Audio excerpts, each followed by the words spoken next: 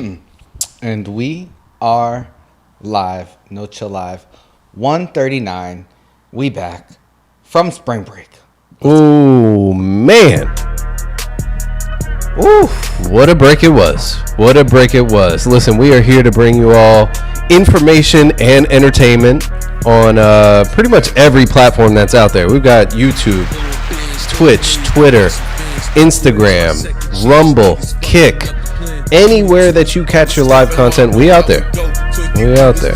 We are everywhere. Welcome back. You know, we missed you.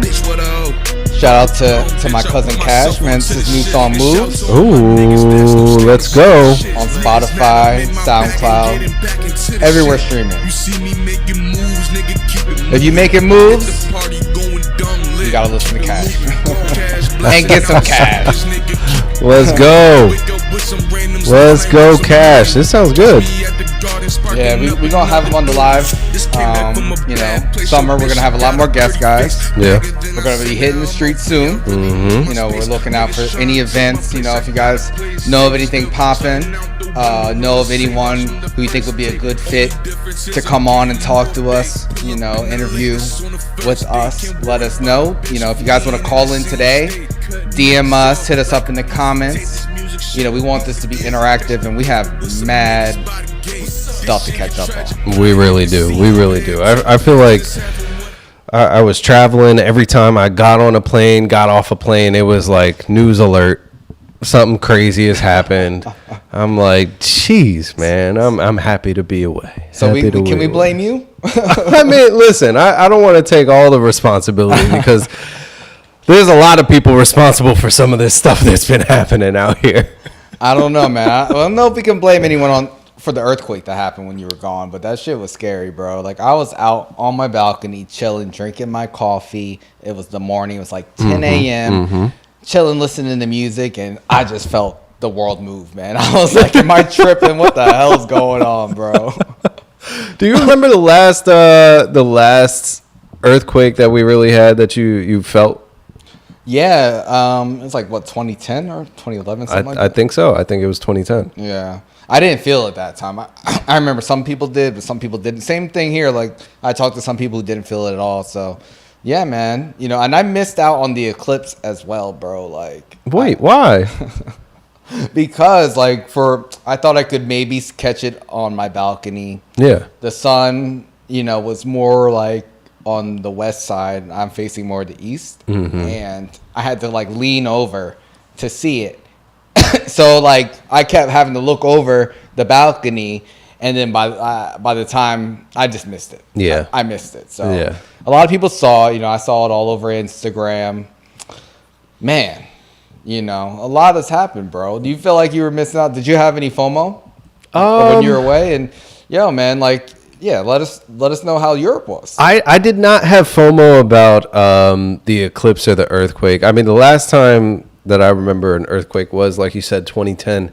And I was in the elevator. So, and in our building, we had shitty elevators anyway. So I thought it was just the elevator messing up. And then I got out and everybody's like, did you feel that? And I'm like, no, what happened? And they're like, there was an earthquake. Oh, okay. That's what it was. But no, I did not have FOMO about the natural things that were happening to the earth or to the sun. I did about some other things, which we'll talk about later. But no, Europe was phenomenal. Shout out to Rome and Paris. They treated us really well. Shout out to Nat for being my travel companion and my partner in crime as we, you know, we're out all hours of the day and the night just seeing the cities. Love, man. That's right. Paris, man. That's right. Paris. That's They're right. the Olympics this summer too, man. They are, and we did end up on the receiving end of them doing construction and repairs and pretty much every single tourist place that there was. But we still had a really great time. The food was amazing in both places. Shout out to my niece studying abroad. Lauren, she's just growing up. Oh my God, 22 this year. Damn. But yeah, it was a really great trip. It was a really great trip. Not as like relaxing as if you go to the Caribbean or somewhere else. Yeah, man. But it was a lot of walking. We had fun though. Bro, when we were in Mexico City, we had like 15K steps one day. I know you probably had even more, probably walking around sightseeing It in was Rome. it was the same thing. It was like 15,000 for every, like, I would say 3 of the days it was in each city, 15K. Wow. Yeah. Bro, I lost weight when we did our Euro trip a couple of years ago for your birthday. I actually was like the smallest I had been since high school. And it's crazy. I mean, people do move to the U.S. and they gain a lot of weight. They do. People are a lot smaller over there in Europe. You know, the clothes are smaller. What about the fashion? Like in Paris, did you notice anything like Honestly, noticeable? I didn't notice anything that crazy. I think because we were right at the cusp. Like when we were in Rome, the weather was amazing. Like high 70s, perfect sunny. And even Paris, I was really happy because we had good weather every single day. Like we landed and it rained a little bit in the cab ride to the city. But other than that, it was perfect, like around 70. So Nice. we're going right into spring. Fashion wise, it wasn't anything too crazy. I noticed that a lot of people did dress up at like all the photo spots per se, like the Arc de Triomphe and the Eiffel Tower, of course, and like a bunch of other different places. But I don't know. It felt normal. I will say the food in Paris, man. Yeah. Yeah. That bombs everywhere. Like it was to die for, man. The food was very good. If you end up going this fall, I have some recs. Okay. I have some recs for you. Bro, we waiting on the food blog to come, man. I We're waiting know. for the vlog to drop. It needs to, but it's just, I don't know. I feel like if I'm gonna do something like that, we've really got to commit to it. Yeah, We really you gotta commit to commit to food, bro. It's like I do, of course. And the good thing was it wasn't crazy expensive over there. But Nice. You're right. Between the walking and the smaller meal sizes, Yeah. it definitely helped me stay slim. yeah. I was like, ooh, when I get back, I'm gonna have to get back in my workout mode. And then of course on the flight, I'm like just gradually getting sicker and sicker, thinking at first that, like, I would say that 8.5 hour flight, first 4 hours, I was like, damn, my allergies are fucking me up. Next 4 hours, I'm like, yo, I'm sick. Yeah. And then, Sunday was not good. Sunday was bad. Well, we're glad you're better, man. You know, we've been waiting for you to come back. So much has happened. Yes, indeed. Genzino says Paris is incredible. Heart eyes. Yes, she did. Yes, she loves did. Paris. You know, we're gonna be in Paris this fall. I'm not sure if it'll be Fashion Week. I don't know. We'll have to check. I know it will be afterwards. The last time it was like the end of September we went and it was Fashion Week. But still, I like Paris a lot too. I would never go by myself again because I felt like super lonely. Really? Did Nat like use her French over there? She did. Honestly, I know a lot of people talk smack about people in Paris and like how they'll treat you if you don't try to speak French or if you don't or whatever. But we had no issues at all. Like nice. I spoke English everywhere. I spoke Spanish sometimes. Okay. Like if they really didn't speak any English, because at some restaurants they just have like older people, and they don't speak English. I just would try Spanish or we would work it out. Like, it wasn't that big a deal. Nice, man. It Well, I'm really glad wasn't. you were welcomed in Paris. That's right. You know, That's right. world travelers over here. Damn, man, you've been all over the globe the last month, bro. I have between Mexico and Europe. I'm ready to sit down, take a little break, do domestic travel for the next few months until Europe again. Yeah, I feel you, bro. Well, you missed out on a lot, but we were able to cover, you know, the biggest rap beef in the world before we left. And, you know, we got a lot to catch up on because last time where we left off, you know, we had some questions. You know, we talked about Future Metro dropping We Don't Trust You. You know, we talked about Kendrick jumping on Like That. We questioned how will Cole and Drake respond? Will they respond? I know you specifically said, you know, you don't think any of their fans are going to turn on them, you know, depending on what's going to happen. You're very confident. I was really confident. I was really confident. And, you know, to a certain degree, I think that is true. But seeing the turnaround, like, so here's the way that it kind of played out for me. So we had that flight on Thursday night, Friday morning. I see Troy's message. Troy's like, yo, Cole just dropped some heat.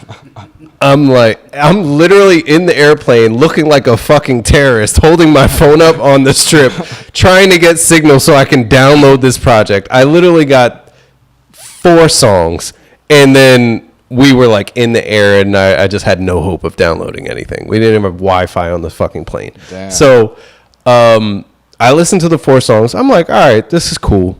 Like, it's not anything crazy. We land and download the project, listen to the rest, get to the last song. I'm like, okay. 7-minute drill. Yeah, 7-minute drill. Long. And yeah, 7-minute. That was the first thing that pissed me off. I was like, you're calling it 7-minute drill, and then the song is like 3:30. Like, why are you playing with me? Like, no half measures, man. Come on. That's literally what it was. It was a half measure, and the song sounded like a half measure. Yeah. It sounded like, all right, this is a warm up. You try to put this out there, so it's like good, but you're not trying to set the bar too high, because it's just like when I'm negotiating offers with a candidate. You don't want to give your best offer first out, because then if they say, nah, that's not good enough, what are you going to do? You gotta leave something in the tank. So I was like, okay, this is cool, fine. What did you guys think when he first dropped the project? Yeah, Troy, you were the first one to notify us, man. What did you think? I liked it. I liked that kind of like mellow but like hungry J. Cole. The last song though, 7-minute drill, I was a little let down. That first beat, I did not like at all. The beat was trash. Yeah, it was. That first beat was trash. But then the beat switch, I was like, okay, cool. Yeah. Some of the shots, I was like, it's obviously like a light little jab, but I was like, all right, cool, I'm here for it. That's what I wanted to hear. Let's see what happens next. Yeah, honestly, like I was like, why is he trying to sound like Lotto? Like, why is he still in Lotto's flow? That was strange to me. And then also, I was like, why is he lying? Like, why is he lying? Why is he criticizing Kendrick Lamar's albums? And why? I thought the album part was weird. Yeah, I thought the album part was weird because it was like a little too specific, and just the way he was talking, it was like it almost sounded like doing a diss track was beneath him. Like he didn't want to do it. Yeah. And then obviously we saw what happened later, but I thought it was fine. He titled the project Might Delete Later, so and in the album he's gonna drop is called The Fall Off. He's been talking about The Fall Off for years. And, this is funny because we started talking about this last year after Dreamville. We saw him and Drake, on stage together. Mm-hmm. And, we had this short kind of conversation. They've been on stage together a lot. I know. They have. So we've been, talking. We've been, waiting for this for a minute to kind of boil over. Yeah. But, yeah, I was disappointed in 7-minute drill because I just didn't believe what he was saying. And also I kind of I get annoyed when I keep hearing someone say, oh, like I'm about to be, the best, or I'm just entering my prime now. I'm like, you're kind of dissing yourself because you 15 years into this, bro. Like if you just now entering your prime and you say, oh, what he say in the other song, I don't know even which song he said, I could drop 2 classics right now. Do it. I'm just waiting for him to do it. Like you can't criticize someone who has multiple classic albums and then say I could drop 2 right now, and this project is okay. Your last one was good, but come on, Cole, like we waiting on it. So yeah, I agree with you with the prime comment because I feel like Cole has been in his prime for the last 3+ years. I don't know about that. See, I disagree because for me, I'm waiting to see a real project from him. And it's hard for me to say someone's in their prime until I hear a real work of art. I get it from what you're saying about the project because we haven't, I know you said Forest Hills Drive is a classic. I don't think it's a classic. Really? I don't. Okay. I think it's just under a classic. So do you think he has a classic? No, I don't. Oh, wow. Troy, do you think Cole has a classic? I don't know. That's a tough one because I do really like Forest Hills Drive, but so I think you can make a case of saying it might be right underneath that classic. But I'm a big J. Cole fan. Are we counting mixtapes? Because I love Friday Night Lights. If we're counting that, I would say that is probably a classic to me. But that was a long time ago. That's classic for like a freshman project or something like that. But it's not like Good Kid, Mad City. Yeah, it's not. That's a good point. Yeah, it's not that. It's not Illmatic. It's not the albums that we talk about when we talk about rap classics. Like those are untouchable albums. Like nobody's ever going to say a bad word about Gin and Juice or like any of those Doggy Style, any of those projects. Yeah. So I just I don't think Cole has that. And I'm a Cole fan. Like, y'all know this. I've said this last year. I was like, out of those three, I think Cole's the best one. Yeah. I really do. And, well, I really did. So this shit, like, when I heard it Friday, I was like, okay, cool. I'm glad he came out first because this gives him room to maneuver. Like, it gives you an ability to adjust and adapt to whatever Drake's going to say, whatever Kendrick's going to say, what if Future comes back with something, like, because I figured more people were going to come into this. Yeah. Like, you can't have a dual track with Future and Kendrick dissing Drake and think that nobody else is going to say shit.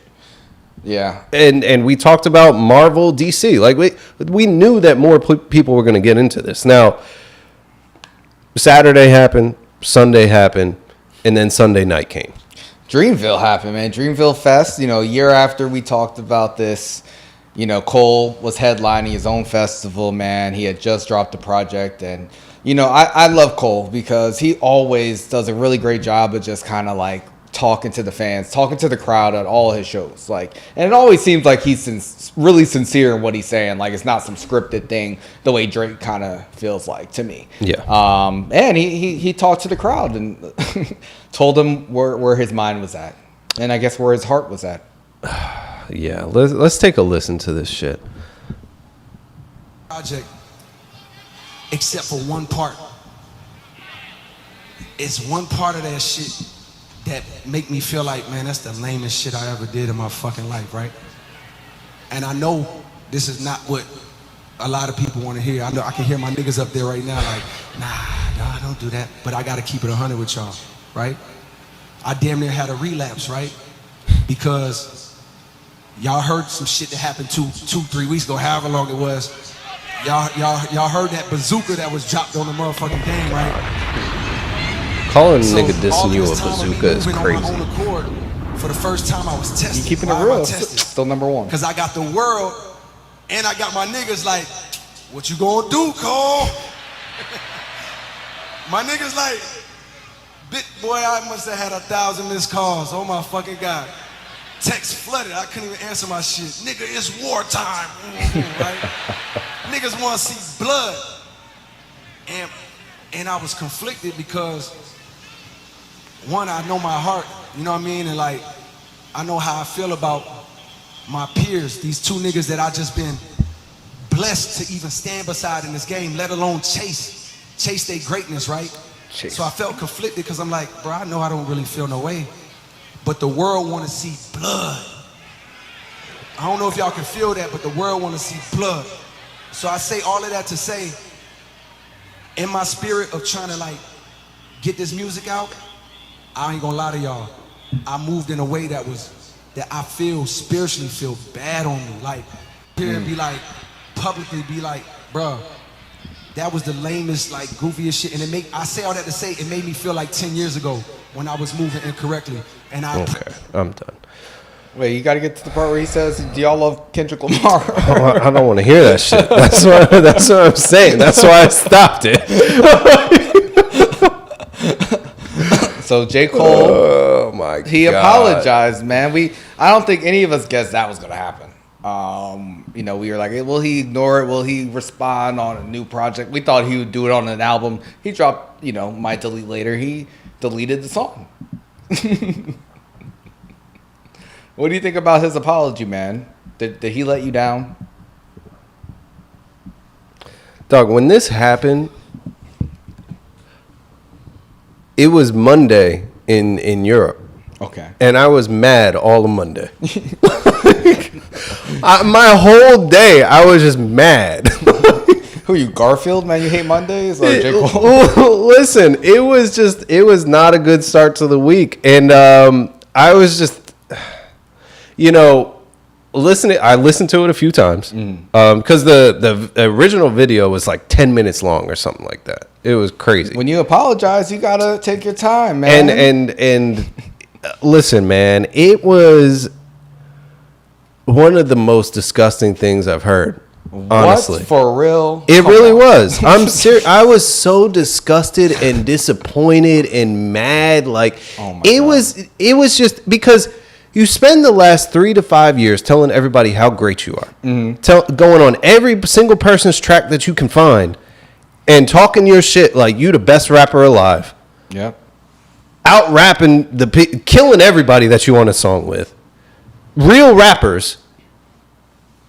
Then you drop a diss. It's virtually a diss project. Because the whole thing was him throwing shots at people saying, oh, I'm this, I'm that, and the third. And then 2 days later, you have a change of heart? It's disrespectful to yourself, your career, all the work. No, I'm dead serious. It's disrespectful to everything that he has done and put out there that said, oh, I'm this type of rapper. It's disrespectful to Drake and Kendrick because you want to put yourself in the conversation with these two other niggas. And just like you tried to allude to, maybe Cole is the person that created this whole idea of the big three. Now you shit on the idea by shitting on yourself. It's disrespectful to all the rappers that done this shit before you. Oh my God. Because when they had rap beef and it wasn't trying to become no street shit, they actually respected the rap beef and kept it competitive, regardless of how they felt about each other. And it's disrespectful to the game and the culture and to all your fans. How many people you disrespect with this bitch ass apology? You know what's crazy? I was gonna say, thank God this, we didn't talk about this last week because I was like, give Bryan some time to cool off. He's not gonna go off on J. Cole. Listen, no, but you're so mad. Listen, I'm being honest about my feelings. I get it, and so was J. Cole. Gen Zeno want to say I think it was admirable. Listen, you could think whatever you want. Anybody that says it's admirable, oh, he went with his spirit, oh, he did what was right for him. Listen, sure, y'all can feel that way. Yeah. He can feel that way. I'm telling you my perspective as a fan of rap and as a fan of J. Cole. I'm a fan of J. Cole. Okay. And I'm sure you are. Yeah. I'm just saying that this type of behavior, this flip-floppiness, this non-committal, like this, I don't want to hurt nobody's feelings, this, what do you stand for then if you a rapper? What is all these words that you've been spewing out your mouth for the last however long? What is it? You are being so dramatic. I'm being serious. I know. I don't want to hear from him about how he's one of the best rappers ever no more. Don't say that shit ever again. Oh my God. On the fall off, it better be some Chance the Rapper shit about how you love your wife or something like that. How you love your kids. How you ready to retire and go live on a beach or go to Jamaica and smoke reefer or something. I don't know. But I don't want to hear none of that. And when these dudes test you out here because they all gonna start talking shit about how you a bitch now, how you not real to the game, how you talked all the smack and you can't back it up, how the heat got hot in the kitchen, you had to step out. When they all talk smack about you, I don't want to hear it. Damn. I mean, this is why I am a fan of J. Cole, because of moments like this. I love the apology, like, honestly, because I felt like I like J. Cole because I could relate to him. When I was in college, when I was listening to Friday Night Lights, I was like, Kid Cudi was the first rapper I could, like, emotionally relate to.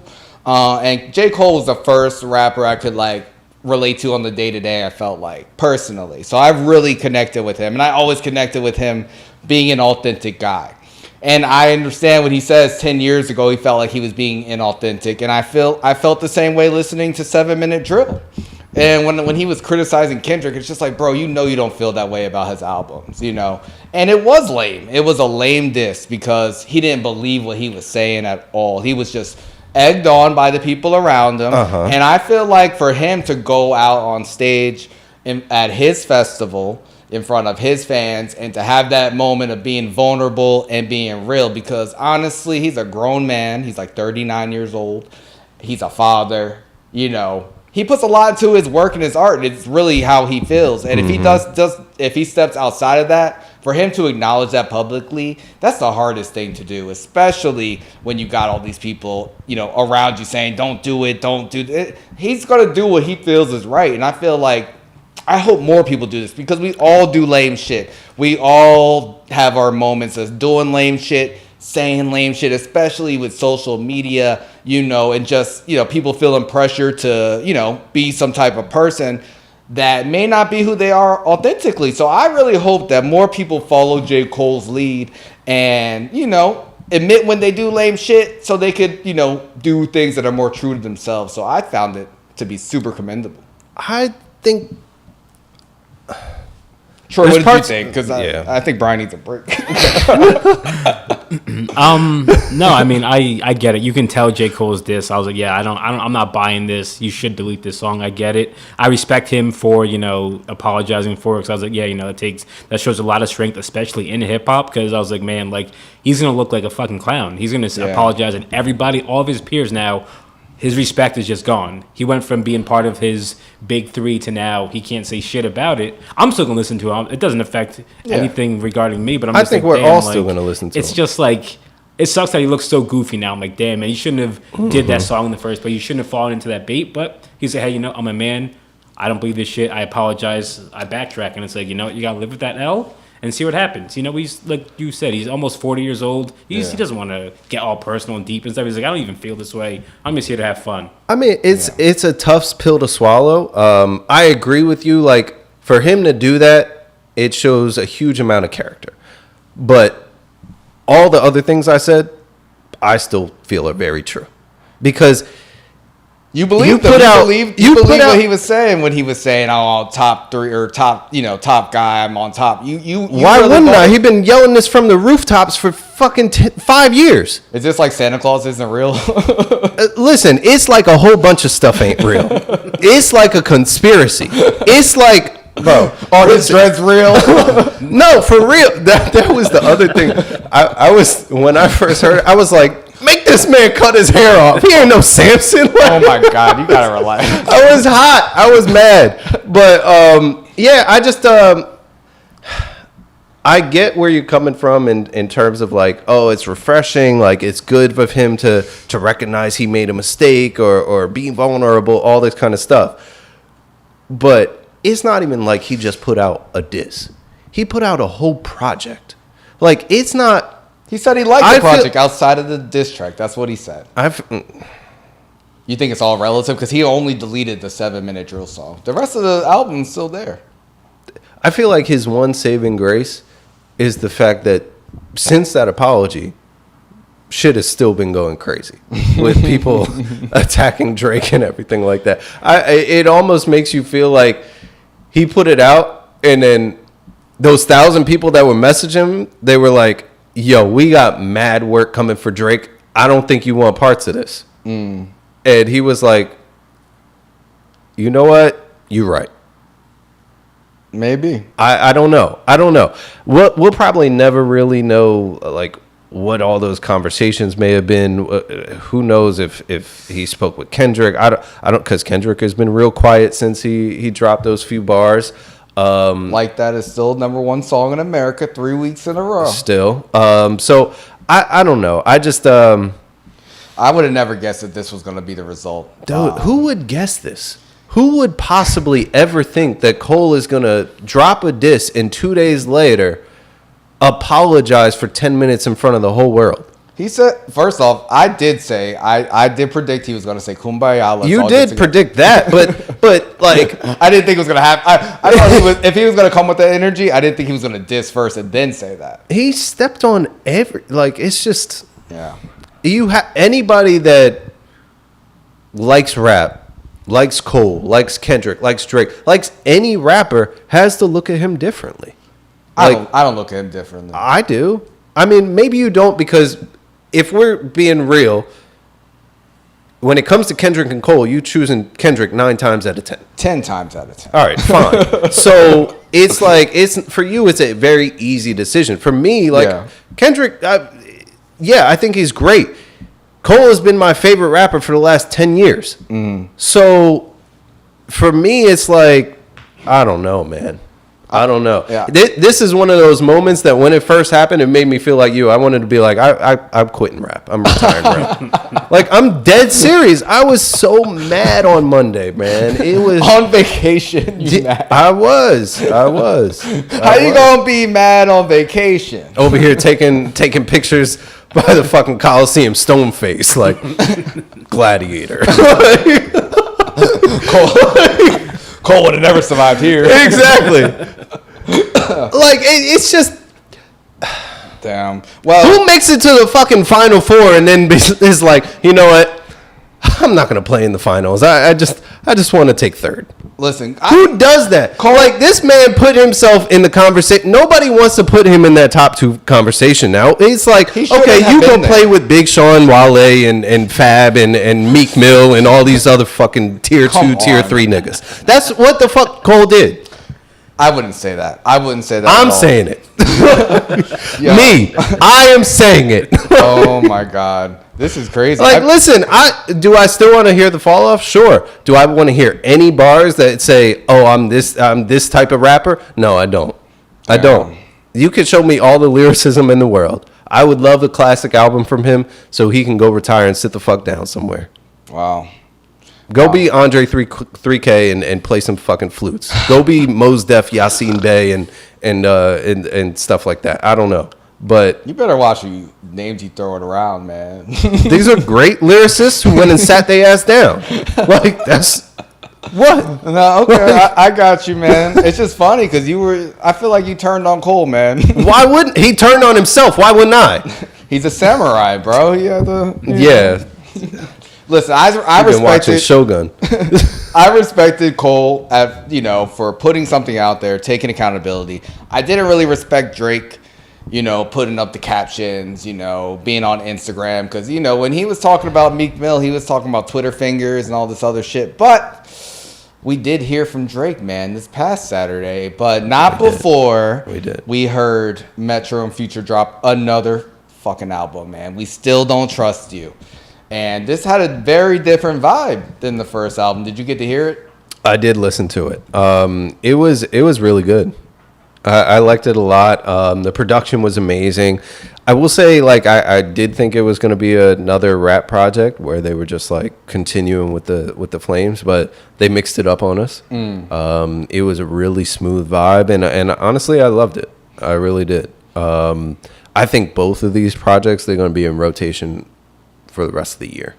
Yeah, man, they're going on tour too. They just announced a tour, man. They're gonna be in Barclays Center, I think, in August. Man, I'm definitely gonna go. I saw Future like a year and a half ago. He had Barclays Center lit, and I was surprised how much energy he brought, like, as a performer. I really enjoyed the album too. There was a couple more shots at Drake. A$AP Rocky took some shots. He said, "You mad over a woman?" Like, I forgot the lyrics, but he pretty much said, he smashed Drake's baby mom when she was pregnant with his son or something like that. I don't know, man, but it got pretty nasty. I mean, we talked about Drake taking shots at Rocky and Rihanna over the past year or two, being big time hater. So I wasn't surprised at that. The Weeknd also was singing some bars. He said Drake's shooters are on TikTok, and then they were posting the videos of, I guess, people from Drake's camp making some goofy TikToks, grown men. So it's just like, okay, there was a couple more shots, but not like that. No, nothing like that. I mean, I like the Rocky shots because I love hearing from Rocky, and I just want Rocky to drop his fucking album this year. Drop that shit, bro. Tired of these games. But Drake heard that on Friday. The rumor was Drake's had something ready. He waited till the next day, man, to drop Push-Ups. Well, he didn't even drop it, bro. He leaked it. He leaked it and still hasn't, like, put it on streaming services. And a lot of people are saying you know, maybe he did that because he knew it wouldn't be number one over like that. But maybe. Did you hear Push Ups? Yeah, I heard the song. I thought it was, again, similar to Cole's whatever project. I thought it was okay. I thought it had some nice little digs in there, but and he did take aim at multiple people, which I liked. Yeah. I did like that. I know some people complained about it. They were like, "Nah, you need to answer just Kendrick. He's the big fish." But I think when that many people are sending shots at you, like you gotta address a variety of people. Yeah. At least in this. Like now, once Kendrick replies, then it's time to get serious. Yeah. Like then it's the real battle. But yeah, when this dropped, people thought it was AI. People didn't know if it was real or not. But I think it was when Who Kid played it. I think Academics got a copy of it, and they were like, "Okay, this is real." Yeah. You know, Drake he posted a picture of him. You know, Uma Thurman, Kill Bill. You know, Kill Bill Volume 1. Her with the yellow suit. You know, with all the what was it, the Crazy 88 around her. You know, he's feeling like Uma Thurman. Like it's 1 against 20. He said 20v1. What the hell is this? I mean, listen, in some respect, it shows you just how much Drake has kind of done in this game. How much people hate him? Honestly, if everybody feels like they got to take shots at him, like now's the opportunity. He's weakened or something like that, or he's on the fence. Like everybody's just taking aim at him right now. They look kind of corny. This many people taking shots at him at once. It's mainly Metro though. He's putting, Metro's beefing with Drake, and he's making these albums. He's making the calls, man. I do have some, which is interesting. I mean, Metro, he's been on a solid run. A great run, man. A great run. I have some audio to play. From the diss track. Future got his #1 hit because of me. Kendrick is a bitch and he got some small feet. You know who not small? Rick Ross, big ass. Metro, shut the fuck up and make some beats. Metro, shut your big ass up and make some beats. Metro, I can't stand Metro. I can't stand you. He did drop the beat out to tell Metro to shut the fuck up and play some drums. That shit was hilarious. I laughed so hard at that part of the song. He also took some shots at Rick Ross, said this man's almost 50. What is he doing jumping in? And then, of course, that opened Pandora's box, man. When you take that many shots at that many people, you just open the door for them to respond. And, Officer Ricky, he was already in the studio. I feel like he had his ready. I feel like he had his song ready because that shit came out the next day. And it was smooth. It sounded good. Bro, that came out the same day. That came out 2 hours later. It was that quick? Yes. I didn't hear it till the next day. You were on Euro time, man. Yeah. It was the next day for you, but for us, that shit was 2 hours later. He posted that up instantly. Oh, yeah. He definitely had it in the tuck. He was ready. He was in the studio. He posted on Instagram him in the studio laughing. Then a couple hours later, he dropped the track. Oh, really? Yeah. Oh, wow. Yeah. Wow. Champagne moments, right? Yeah, champagne moments. Yeah. Champagne problems, excuse me. Champagne problems. Wait, was it champagne moments or problems? I don't know. Either way, it was good.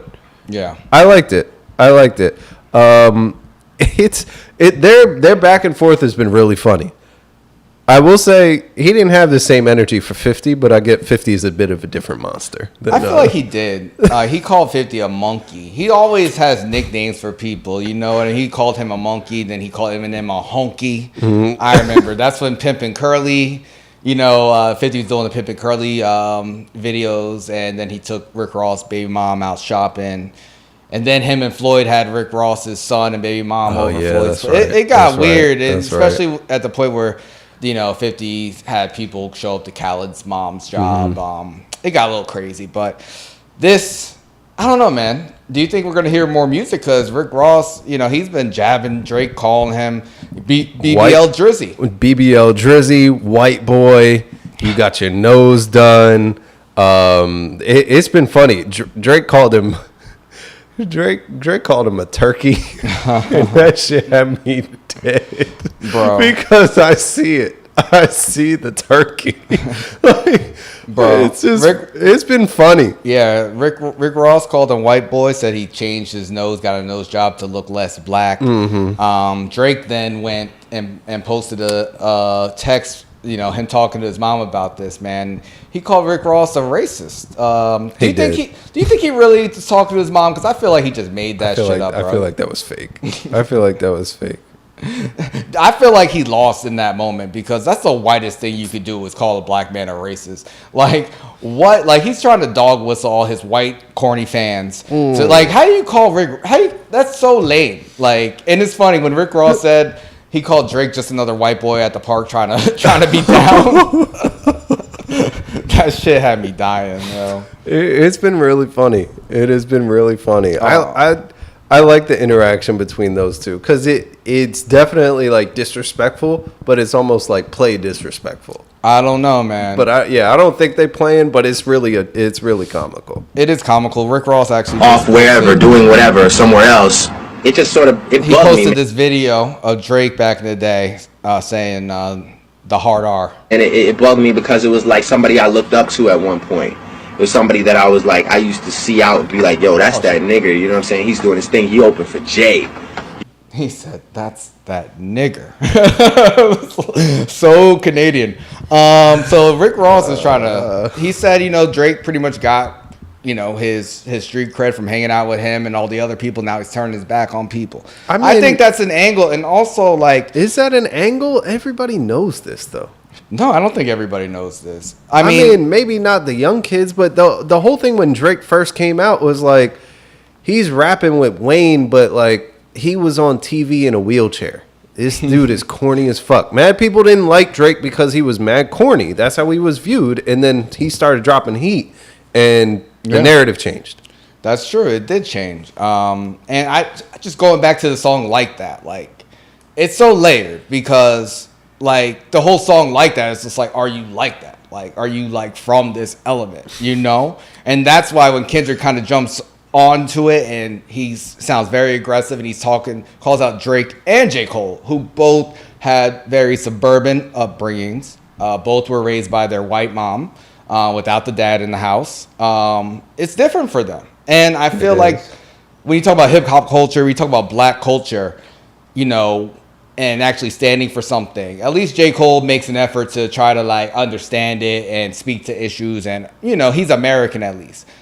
Drake is an alien. Like he's an illegal alien. He's a Canadian. And don't call him an illegal alien. I'm sure his work permits are in order. Yeah, I don't know, man. But it's a different perspective, and I think it's a little bit valid. I know when we talk about race and blackness, we kind of went a little bit viral with Isaiah Hartenstein clip from last year, talking about him being black, and he went on Jalen Brunson and Josh Hart's podcast, The Roommates show, and he confirmed it. So then we got some traction for our clips, and we got some funny comments. Someone said like between our podcast and Jalen Brunson and Josh Hart podcast, it'll be one full black person. So fuck y'all. That is not true. I know the math is off, but hey, it's close. It's like 2.5. Exactly, it is 2.5. But anyway, I think that's something to take note of, and I think it's something that Pusha T talked about, the story of Adidon, and he posted the cover of the story of Adidon is Drake in blackface. So Drake trying to fit into Black American culture has always been a thing. The memes of them showing like a person just staring out the window, or like the dog staring at the other dog and the one refusing to look over and saying it's like Push looking at Drake.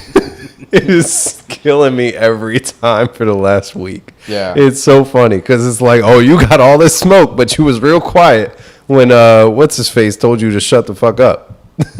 Troy, did you hear push-ups and Rick Ross' response? Yeah, I did. I heard them both. At first, I couldn't tell if it was AI or not, so I was like, is this a real song? But, I heard it with like 2 or 3 different beats and stuff, but I did like it. I was like, okay, no, this is a pretty good song. It was making things interesting.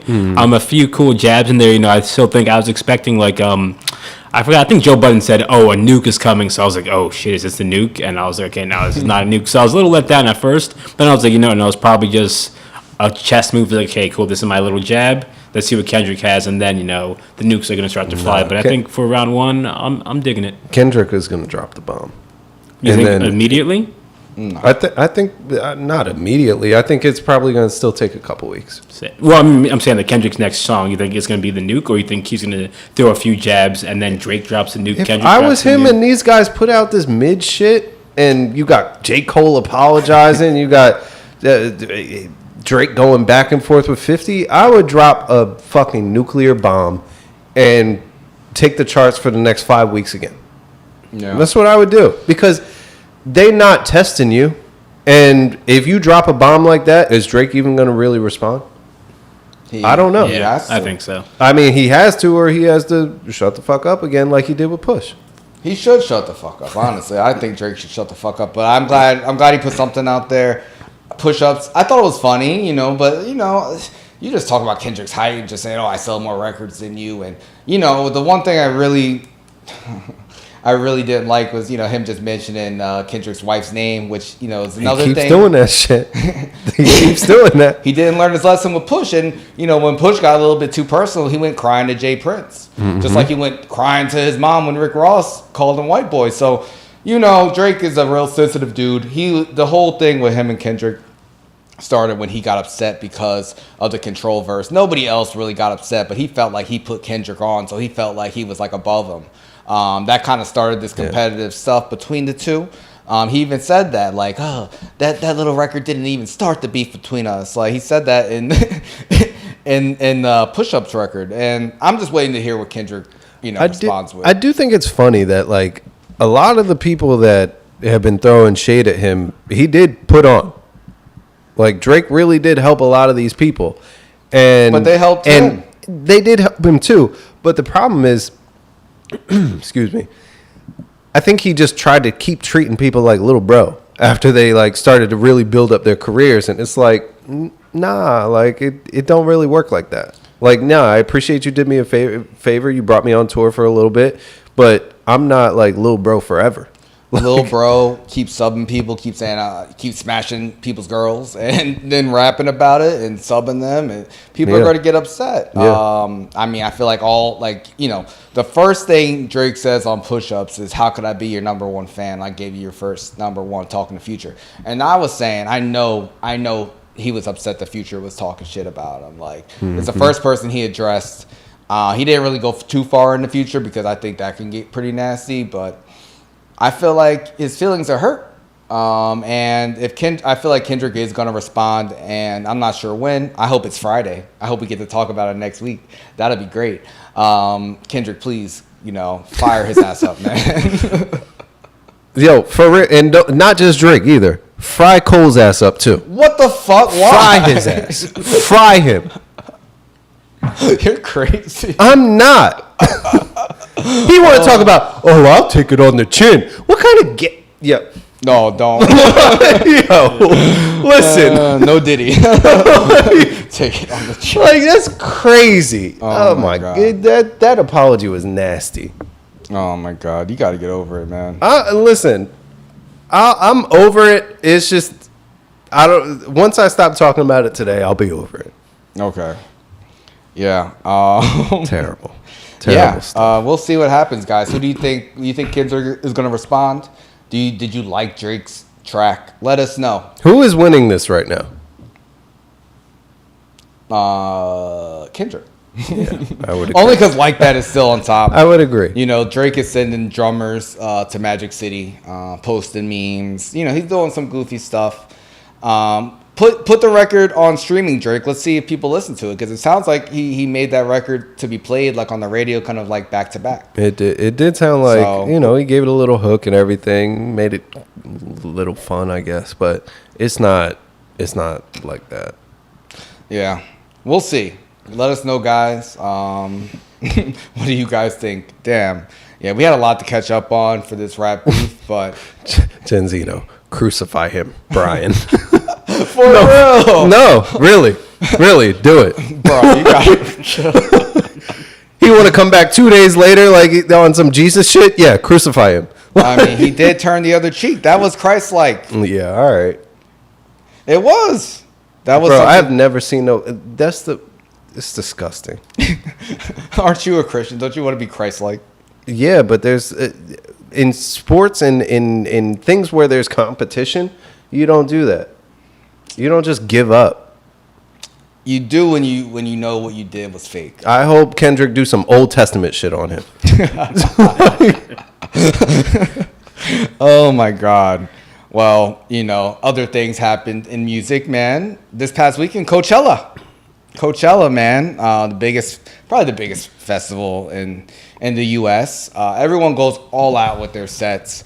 I tried to watch the live stream, but with the time difference when you were in Europe, time difference on the West Coast, that shit sucks sometimes. Like, I wanted to see Tyler's set, but that shit was gonna happen around like 3 a.m. And I was out watching. What was that? Oh, 300. UFC 300. Shout out to Alex Pereira, Chama. Knocked out Sweet Dreams, Jamal Hill. With the left. Also shout out to Max Holloway. Jamal Hill did not look like he should have been in that ring. Like he did not. Yeah, that was a tune-up fight. Bro, that was easy work. Yeah. But hey, you know what? It was a bit too late, but Tyler, man, he tore it down, bro. He brought out a lot of people. He brought out Childish Gambino to saying Running Out of Time, which I would never think of that collab, bro. Did you hear that, Troy? What'd you think of it? I didn't. I get too much FOMO, so I try to stay away from it because I wish I was there. And I'm like, man, out of sight, out of mind. I didn't want to think about it and get all jealous. Oh man, yeah, I was jealous too. But I watched that shit because I was like, man, he sounds so good singing this hook. And then when he left, Tyler was like, yeah, I used to hate that nigga. Guess I need more therapy. He also brought out A$AP Rocky, Kali Uchis, Charlie Wilson. He tore it down. Interesting. I saw Tyler the Creator perform a bunch of times, so I'm like, oh, I've seen him enough. But that made me really want to see him now because I haven't seen him since Flower Boy. So I missed out on Igor. I missed out on Call Me If You Get Lost. So I need to see Tyler again soon. But I've man, never seen him. I would love to see him though. You never saw him? He puts on a great show. Yeah. But yeah, he headlined Coachella, and also while we were on our break, Jerrod Carmicheal, his show dropped, and Tyler was on it. He was on it. Jerrod. Actually, me and Troy saw Jerrod at City Winery meet, and Jenna was there too. So we, we're big fans of him. At least, me and Jenna have seen him multiple times there. And he talked about the first episode that dropped. He opens up the episode saying, I'm in love with my best friend. He was like, do not recommend. And his best friend was Tyler. And I know you said, the first Tyler album you listened to was Igor. And, Jerrod is on Igor, in snippets kind of talking to it. But it turns out he was in love with the man. Yeah, he was. So this is. Let's listen first to what he had to say when he was on the stage. No. Let's do it the other way around. The other way around? Yeah. Oh, it was so much funnier the backwards way. The backwards way? Pause. No Diddy. No Jerrod. No Carmichael. Is that I kind of felt like a distance between us. I have an idea of what it is, but what I think. What do you think that is? It's because I told you I had feelings for you, and we didn't talk about it ever. That was like weird. I don't know if it was just too awkward to talk about or too. I don't know. Like it's just like I feel like you left me hanging out there a little bit. Like when you said that, I think I replied with like something super mad, normal, regular, like. You laughed and called me a stupid bitch. I did. I love you. Yeah. Oh, I you did. stupid bitch. I did. And I think I just like brushed it off. I know. Yeah. Getting news like that and then avoiding it is a way to avoid change. So you were avoiding it? I never said that I wasn't. That was a lot to download. And now we're here. And I still don't know how to respond. Yeah. Yeah.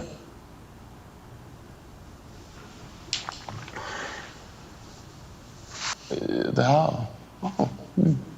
Are you wanting the same thing from me?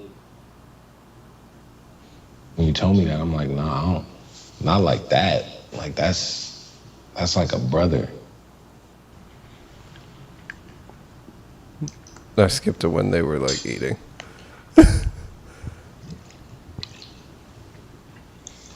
I'm done. That was great. Thank you. You're not gonna finish that? Yo, just the emptiness in Jerrod's eyes. I wasn't implying I wanted It's I like, don't want any of that. Yeah. it's so funny, but it's also like, you could feel the heartbreak. It's sad. What are you seeking? In life or on this plate?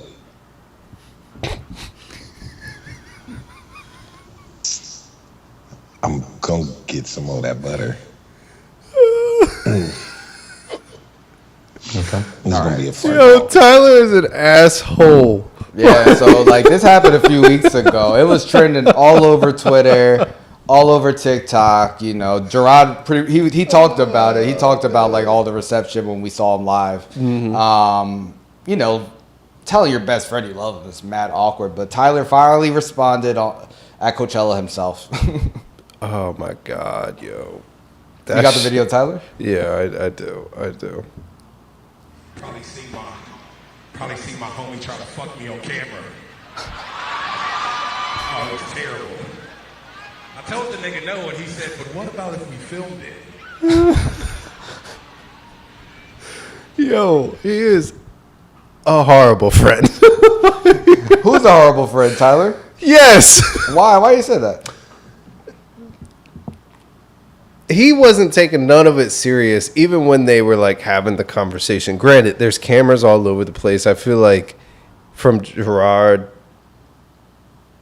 he being Tyler, probably thought it was like, this is like a little bit of a setup. Like if you bring me into a room to talk about something where clearly I wasn't trying to discuss it, even when we talked about it before, and now you've got cameras set up at multiple angles, like. I'm not about to take this serious. He clearly comes across as one of those people, like in awkward situations or with something serious where, you know, it's like you can laugh or cry. He's gonna laugh. Yeah, that's on brand for him, especially him farting too. Like, oh my God. But I mean, for me, like, if I'm friends with someone and they tell me like they're in love with me, that changes the whole dynamic of our relationship. I would feel really awkward if one of my friends told me they were in love with me.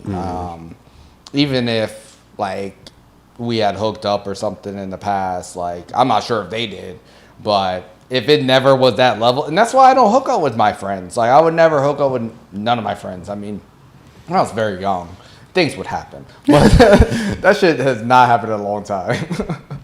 And if it happened now as a grown adult, I'd feel really awkward too. So I don't think he's being a bad friend. I think he showed up for a show. He gave him his moment. He acknowledged it. He didn't have to show up at all. You know? Because I don't know, man. How would you feel if one of your close friends told you that they had feelings for you? You didn't feel the same way. I would hope that I'm not going to laugh in their face and like and then say when they ask if you want something from their plate, nah, I'm big straight. Big straight over here. I'm good. I don't know. Like it just seemed like he was playing games with him, and Jerrod was clearly like still going through it. Yeah. Because I don't think that I doubt he made that decision lightly. Like you don't just think like, okay, I love my best friend. Let me tell him. And not think that, oh, this could fuck up the whole dynamic if they don't feel the same, or if he's not like interested, or like if he doesn't want to be friends with me anymore. Like there's a variety of things that I feel like you have to go through your head in terms of scenarios before you decide to do that. I don't know. Maybe their relationship is just like that, where like Jerrod can be like the soft one. And Tyler, pause. Dude, I mean, this whole thing, like, Can't pause this. I don't know. It's just, yeah. I don't know either, but it was so awkward. It was awkward, Even them eating, they got the plates on their knees. I'm like, y'all mad rich. Go get a fucking table somewhere. Like he was going to the Emmys, like he was in Hollywood, preparing to go to the Emmys. So he just stopped by like his hotel and they had the camera crew there. That's like more the context. Cause he asked him to go to the Emmys with him and he said, "Oh, I can't." But he was in LA, Tyler's from LA. Yeah. So that's when they met up. But Coachella's in LA. Tyler was performing, but a lot of celebrities were out there, man. We talking about friendships. Yeah. We saw Jaden Smith and Justin Bieber reunite. Yeah. It was a similar reaction to this, right? It was big straight. It sounded like they actually do love each other. I know. Let's take a look. Awkward. Oh, that's a weird hug. Oh, then a grinding. Nice kiss. Twerking. Nice kiss. I was in France. They didn't even kiss that strong. And I saw quite a few men like greet each other with the double kiss. Oh, really? Yeah. Oh, wow. Oui. Yeah. I mean, listen, I think as a greeting, it's cool, but Bieber gave him like a smooch on the cheek. It was strong after he just grinded his dick on your ass. Like, for real, that was intense, man. Yeah. I feel like I just walked in on something. You know what I mean? Like, what the hell's going on? I mean, we talk about, Tyler, the Creator, and Jaden Smith, famously said, "Oh, that's my boyfriend." But I feel like they're just goofing around. But I don't know, man. Justin Bieber is a married man, so he's very religious too. Yeah, but they seem very familiar. I mean, what TMZ called it a real sweet moment. Definitely sweet. Listen, they all catch religion after rehab. So yeah, okay. Man. I listen. Speaking of rehab, man, Kesha, no. So many segues. Coachella was lit, apparently. I mean, listen, we saw the video of Bieber getting the pat down from Diddy to see if he had a wire and everything like that. Maybe Jaden was just doing a pat down. He was patting something. I don't know, man. Don't all my bros, man, don't ever grind up on me. Don't ever kiss me. I'm sorry. Like, I do not consent to that behavior. I don't care if my nails are polished. I'm not cool with that. I don't care if you French beats.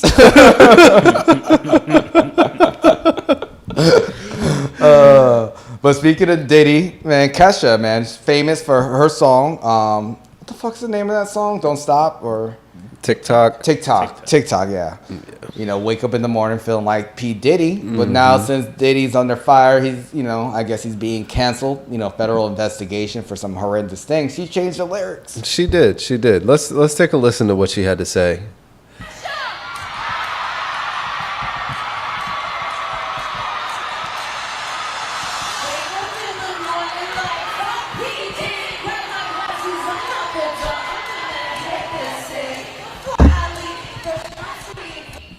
Okay. Wow. So woke up in the morning saying, "Fuck P. Diddy." Damn. You think that hurt his feelings? I don't think he could care at all. You think he has bigger worries? Yeah, he probably does. Probably does. Man, we talked about Diddy at length before, you went off to Europe. We had a spring break. He's been pretty low recently. As he should. Yeah. As he should. I think with Kesha, granted, it's everything that's been going on with Diddy, all the allegations and things like that.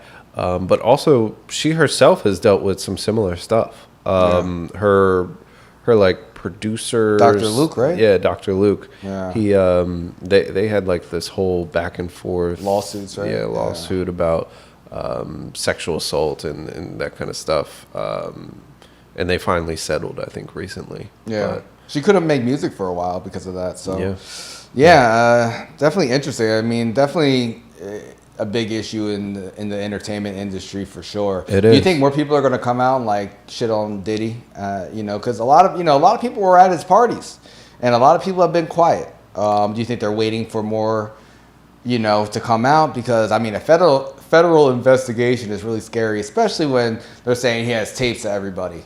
Yeah, I think there will be more. I definitely think there will be more. Anytime somebody starts to receive accusations or starts making settlements and things like that, people start to feel confident. They start to feel like, okay, maybe it's safe for me to share my experience too.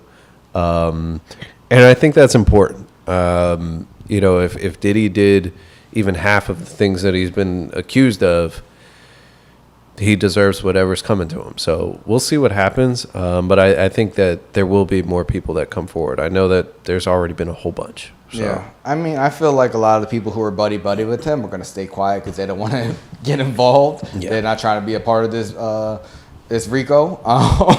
But, yeah, I mean, I really don't think of Kesha. It's funny. I actually just saw a video of Kesha, approaching Jerry Seinfeld a few years ago, like trying to, hug him. And he was like, oh, no, like, no thanks. Like, I love that video.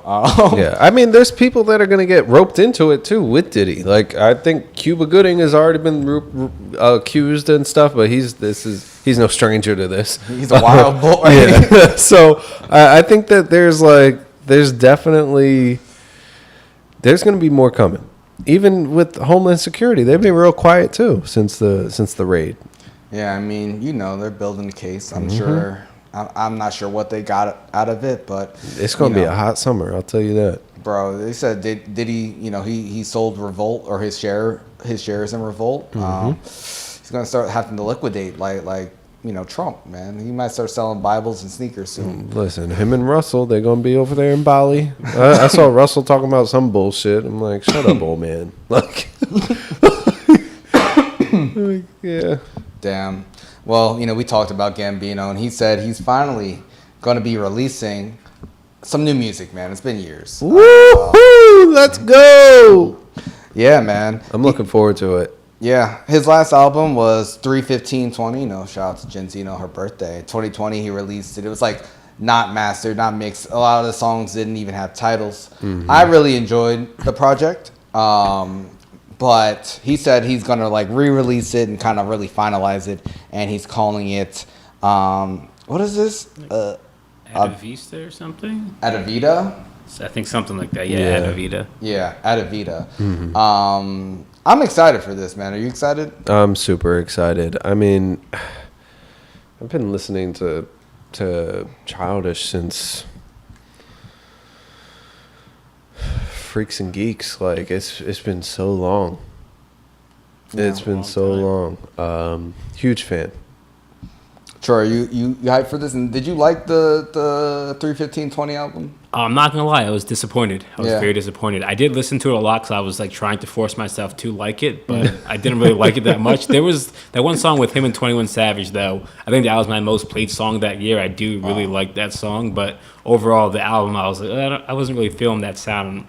I'm hoping once it's mixed and mastered, it'll like hit a little different. So we'll see. Yeah, it's been 4 years, so I feel like he's actually gonna, put a lot more into it. It sounded unfinished. I mean, it looked unfinished. The cover was just white. Yeah, it was just like he just put it out. I was happy, especially in 2020. That was like right at the lockdown. We really didn't have shit at the time. Yeah, I really think there's like 3 songs in a row, like the one with 21, then the one after that, and the one after that. Like those 3 songs. I was just listening to it today, and I still love those songs. I love a couple of the other ones, but I'm excited for new Gambino music. I mean, we didn't know if he was going to be done forever. Yeah, he hinted at it. So yeah, I think it was good. It was just after Awaken My Love, it was like a letdown. Yeah, yeah. Because Awaken My Love, like that whole project, you listen to that straight through. Like, This Is America got everyone hyped. He went on tour after that, man. It seemed like he was performing some of these. I remember he did Algorithm and I think another song on that tour. So I was like, okay, he's about to drop. Yeah. But he just never did. That was 2018. Yeah. And 2020, now it's 2024. He's been busy, so definitely looking forward to that, man. I hope he tours again, too, because I love watching him perform. Yeah. I know he's had, like, kids, and he's married now. It's a different, Mr. and Mrs. Smith. He's, like, 40 years old. Yeah. Can't all believe these guys are, I know. man. It's so crazy. Like, It is crazy to think of. He looks great though. Yeah, he still looks the same as he did before, just a little heavier. Like, yeah, he looks good. But yeah, Cudi's also 40, and apparently they have some issues. I know they recorded together over 10 years ago. They never released the track, but someone reached out to Cudi recently on Twitter, and they were like, "Oh, are you gonna work with Gambino, anytime soon?" And Cudi just responded to the tweet, was just like, "I'm cool." okay. Sassy Cud, man. And then so Gambino, when he announced his new album this week, he spoke on it. He was like, "Kid Cudi, if you got a problem, I'm not here for the beef. Just talk to me. Actually talk to people. We don't have to agree on everything, but we also don't have to be like, yeah, when I see you, we have to want to kill each other. It's like, don't, man. Life is too short." I would have appreciated that way more if Cole would have done that instead of dropping some bullshit and then coming out and apologizing. But anyway, love the growth from Gambino. Troy, were you So surprised refreshing. to hear there was any friction between the two? I was kind of. I was a little disappointed because I remember I know there was that gif of Gambino and Cudi just chilling when I think he was recording Because the Internet or around that time, and I was like, oh, I hope we get a song out of this, and we didn't hear anything, and I was like, okay, well, they have to know each other or something. So hearing that there's some kind of tension and that Cudi's like, yeah, no, I'm cool being all sassy. And Gambino's like, oh, we have to kill each other. It's they're both being too extreme. It's just pick up the phone. I'm sure they know each other, have some mutual friends. If Cudi and Lupe can squash their thing, I'm sure Gambino and Cudi can, just talk it out. They have to be friends, but just I don't want to see that. I don't think anyone wants to see that. That'd be the lamest beef ever. Cudi comes across as so emotional. I feel like every year he's got somebody that he's got a problem with. Yeah, that's true. He gets on my nerves. I try not to follow what he says and does on social media, because it's just kind of disappointing. It is. I mean, he's also true to his feelings. I appreciate that in artists, but he just comes off so lame sometimes. Because I don't know. I mean, Gambino owns his pettiness. He says I can be petty, but I feel like in the public, I don't know. He's also a comedian. He's also just way better just handling everything. Yeah. The publicity and all that stuff. Cudi's not that way. So I hope they piece it up. I'm not even looking for music between the two, but maybe, working on film or something like that. Gambino's also working on a film, which will be his last Gambino album. And that is called, what is that called? Bando Stone and the New World. So that's going to come out after Adavista. What the hell? These names. I can't. Sorry. But when they drop, if it's fire, I'll never forget the names. So shout out to Gambino. Shout out to Cudi. A lot's happened the last few weeks, man. One of our faves, man. Someone we played on the show many times. Hear his opinion. We won't be able to hear it anymore, man. O.J. Simpson. He's dead. R.I.P. R.I.P. to O.J., man. So sudden. O.J. Simpson. He passed away, last week? Yeah, he did. He had prostate cancer? April 10th. I don't think did they say what kind of cancer? I think it was. I think it was prostate cancer. Yeah. Fast, yeah. Damn. It must have been far along. Yeah. I know he was in treatment. But yeah. We weren't the only ones who, love to hear OJ's opinion. Cameron and Mace, they had him on all the time. We even played clips of him on their show. Mm-hmm.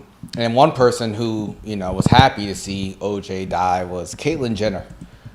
We know, Kris Jenner was married to Rob Kardashian, who was one of OJ's lawyers in the famous trial in the 90s when he was acquitted. The glove didn't fit.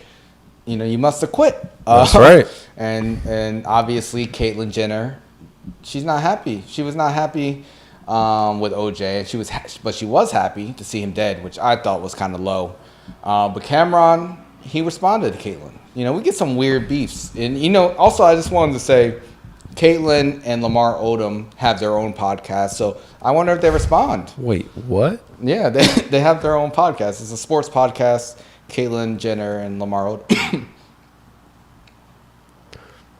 You didn't know? You gonna tune in? I got nothing to say. Here's what Cam had to say. I ain't gonna hold you because every clip that I seen yesterday or today or whenever with the nigga in court and he won the case. Yeah. I don't understand how niggas are still convicting niggas they won the case. Like I seen motherfucking Caitlyn Jenner write some shit, good riddance. Caitlyn Jenner, you killed niggas in Calabasas. And talking about paparazzi was chasing you and you was Bruce. No, there's nothing to do with transgender shit or nothing like that, but I'm just trying to say, the paparazzi wasn't on Brewster when you had to be running to kill niggas. You ain't Princess Di, nigga. The fuck you mean the paparazzi was on you, nigga? You killed niggas and you paid niggas $800,000 because you was wrong. If you wasn't wrong, you would have fought it. You killed niggas, admitted to killing niggas, and then paid niggas because you killed niggas. I heard niggas talking about, oh, yo, it's like George Zimmerman. George Zimmerman admitted that he killed niggas and got off on the technicality. He admitted that he killed niggas. OJ won the trial. So when I was seeing all that shit be today, that shit pissed me off. I ain't gonna hold you.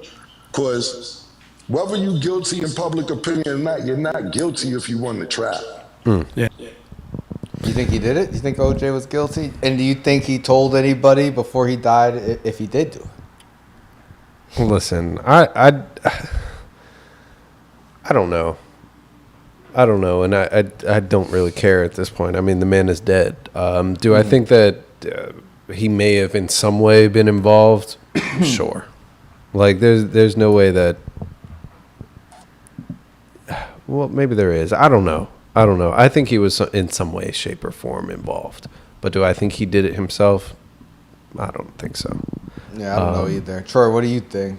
Yeah, I don't know. I mean, I think it was either, the conspiracy is like, oh, he covered up for his son or something. I mean, I think it's either him or his son. Maybe he's trying to be a good dad and take the rap for him or something. Who knows? But I think he was definitely involved somehow. But I understand why they had to, be like, hey, no, this is not going to work. Yeah. Yeah. But I agree with what Cam had to say. Like, sports, I heard Stephen A., he was talking bad about OJ after the death. Any sort of news outlet, I mean, they've always talked about OJ. Granted, did he later do a break-in and things like that and actually end up going to jail? Yeah. Did we all think he was an idiot at the time? Yeah. Typically, if you get away with murder, allegedly, then you should go fucking sit down somewhere and just live the rest of your life peacefully. In Bali? Yeah, exactly. But... this is a guy who was still one of the greatest NFL players of all time. And people never talk about that. This man won MVP. He won juice? Yeah, like he won Offensive Player of the Year. He was a 5-time first-team All-Pro, Pro Bowl 5 times, All-Star, like 4-time rushing yard leader, 3-time Offensive Player of the Year, 2-time touchdown leader. Like, he's in the all-decade team, all 75, top 100 team. Like, he's one of the greatest players of all time, and people never even talk about it because he had this case that, like, defined the 90s. Yeah, I mean, that's what happens when you're in some shit. Like, no one's gonna talk about Aaron Hernandez. Oh, he was a great tight end. Like, yeah, but he wasn't this. What do you mean? Oh, he wasn't as good. So, yeah, or Aaron Hernandez was convicted, right? So yes. Was he convicted or did he kill himself before he was? He was convicted and killed himself before after. He was like sentenced, right, or something like that. I don't remember if it was before or after. I don't know. I don't know, but yeah, I think it is in bad taste to celebrate someone's death, especially when they weren't like convicted of something. It's just like, get over it. He's dead. R.I.P. to OJ. I'm gonna miss his commentary for sure. Like, it's definitely a void. He was one of my dream guests, but we still have Hunter Biden, who's alive for now. We do. There's a bunch of people we could still have on the show, but yeah, R.I.P. to OJ. Yeah, man. What about Billy Dee Williams? Would you want to have him on the show? Fuck Billy Dee Williams. What? Come on, Doc. Aren't you a Star Wars fan? Of course I am. How you say that about Lando? Because Lando is a guy we just talked about before. Now he's Donald Glover. Let's have Donald Glover up here. You cannot rewrite history. Come on, man. Man, Billy Dee Williams. He was on Bill Maher's podcast. Yeah, this is how he walked up right here. Was that really at the podcast? Oh, I was like, for real? What the hell? Oh my God, he looks like somebody's grandma. All right. So what did he say with Bill Maher?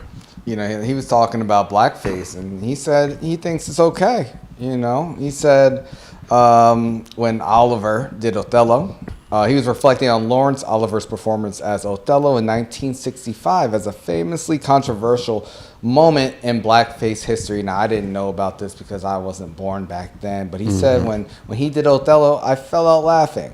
He said he stuck his ass out and walked around with his ass because black people are supposed to have big asses. You know, Bill Maher said, oh, it's problematic. But Billy Dee Williams disagreed, man. He said, I thought it was hysterical. I loved it. I love that kind of stuff, you know. And he was just like, you know, if you're an actor, you should do anything you want. You know, Bill Maher, you know, said that Billy Dee Williams lived in a time, you know, where he couldn't play the parts that he should have played. And Billy Dee Williams said that didn't matter. The point is that you don't go through life feeling like I'm a victim. I refuse to go through life saying to the world, I'm pissed off. I'm not going to be pissed off 24 hours a day. Now, this is someone, you know, he made history, you know, being Lando in Star Wars, you know. And, he's known as like the coolest guy in the world for the last 50 years. Yeah. But he is 80-something years old. So were you surprised to see these comments from him? Because honestly, I don't really know much about him as like a person. Yeah, I don't think anybody knows much about him. I mean, he's been in a bunch of different films. He was in Broadway for a long time, but I don't think any of the films are like super popular aside from his role that he had in Star Wars.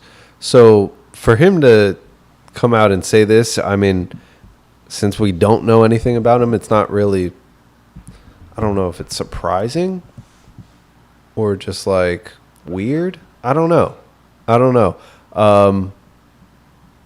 mean, but Drake I don't agree with him. Drake was in blackface. Do you think that he agrees? It's okay. Drake maybe did agree when a few years ago before that diss from Pusha T, but ever since he got exposed for it, no, I don't think he agrees either. Yeah, Troy, were you surprised to hear Billy Dee? Do you know about anything about him personally? No, I mean, besides Star Wars and Undercover Brother, that's about it. That's all I know him from. Brother, yeah, I love that movie.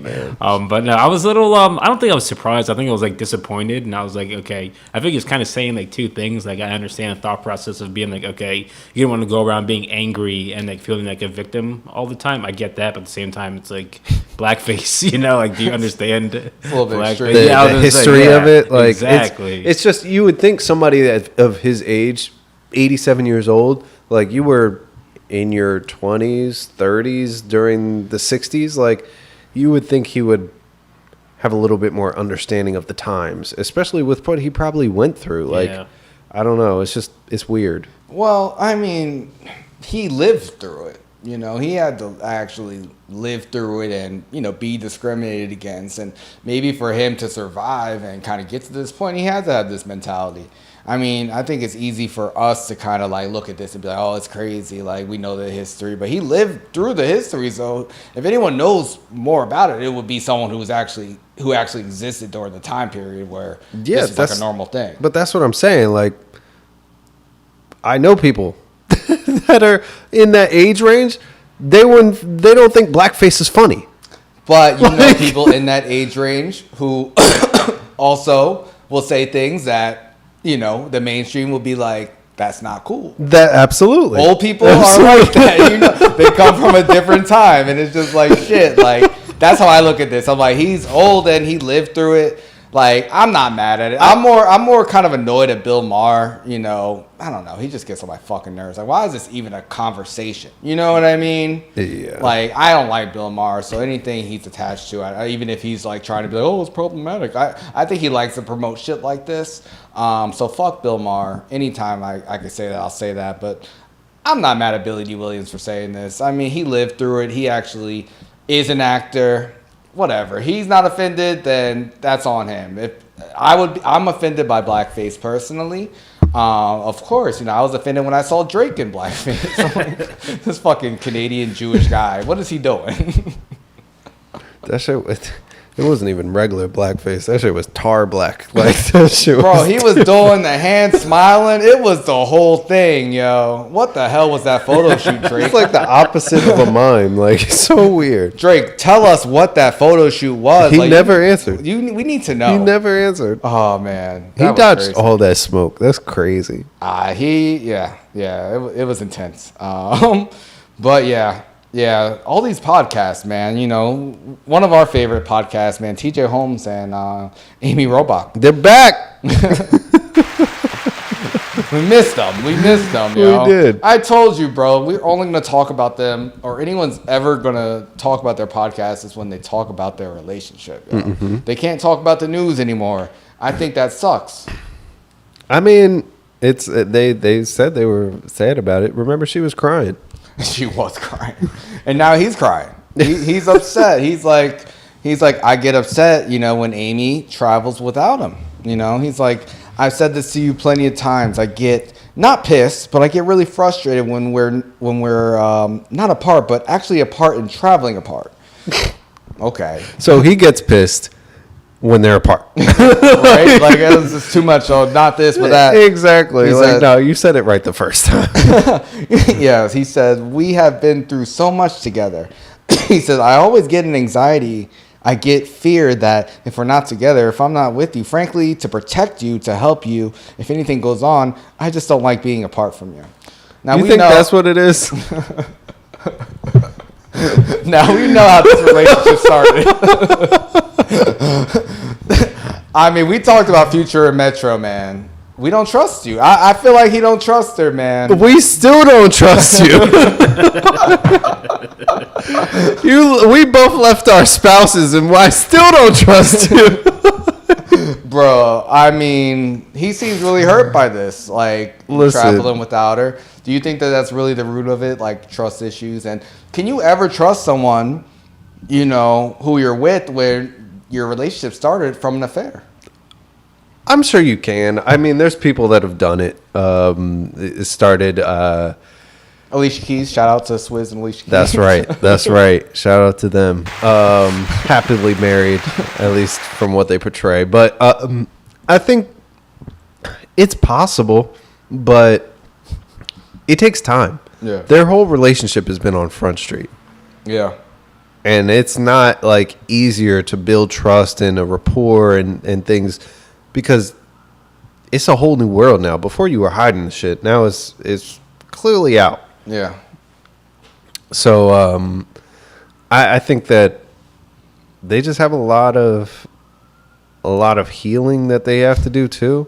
Because I'm sure even if you were cheating on your spouse and you fall in love with the other person, you get outed, and then you decide, you know what, fuck it, I'm gonna get divorced and be with this person that I've been cheating on my spouse with. I'm sure you still love your spouse. You still have kids. Like, you still have a family. Like, you still have to navigate all these other dynamics. It's not easy. And I feel like he's probably anxious about it. Maybe she changes her mind. Then what do I have? Like, I've lost everything. Like, all they really have right now is each other. And this podcast. And the podcast. Yeah, for real. So I can understand kind of what he's alluding to and what he's saying but not saying. It's just like, just say it with your chest, TJ. But it sounds like he has tears in his eyes. I didn't hear the clip. I just read what he said. Maybe it sounds different, but I don't know, man. Can you relate to like missing your significant other like that? Like if they leave for a few days? Oh, for sure. When we were in Mexico, you asked me, you were like, oh, do you miss Nat? I was like, yeah, man. Miss my girl. I wish she was enjoying this trip with me, but we got a chance to do Europe together, so it was City fun. of Love, man, Paris. You can't top that. Exactly. So it was I can definitely sympathize with this. Even during the course of the week, like we don't live together, and there's days where I'm like, dang, I wish Nat was here so I could tell her XYZ. Yeah. Or we could go do something like stuff like that. Yeah. I feel him on that front, but I do think it's more of a trust thing between them, just because of the way the relationship started. What do you guys think? Do you think that they're gonna last? I know you said you believe in them. I don't think it's gonna last, man. I mean, we talk about people and doing these podcasts. Marcus Jordan and Larsa Pippen had a podcast. That shit didn't last. I feel like this is gonna go the same route. Oh man, I don't know, man. They're always every time anyone talks about their pod, it's about their problems in their relationship, and it sounds like it's real stuff too. It doesn't sound like they're faking it. I don't know. Troy, did you take anything from this? Do you think they have trust issues, or it's just normal relationship stuff? I think it's just normal relationship stuff. I think he's like, what do you say? Want to protect her and just watch out for her and stuff. I was like, I think it's just that maybe that still early stage, like honeymoon butterflies. Like, oh man, I hope like nothing crazy happens. I think I buy more into that than he's worried about like them cheating. Not that it's not in your mind, but I think it's the other way around. Yeah, okay. maybe he is just fronting. Maybe he's just saying that because he's doing some dirt. I think the old switcheroo. I mean, he's a smooth guy. I mean, he didn't end up in this spot by not being like that.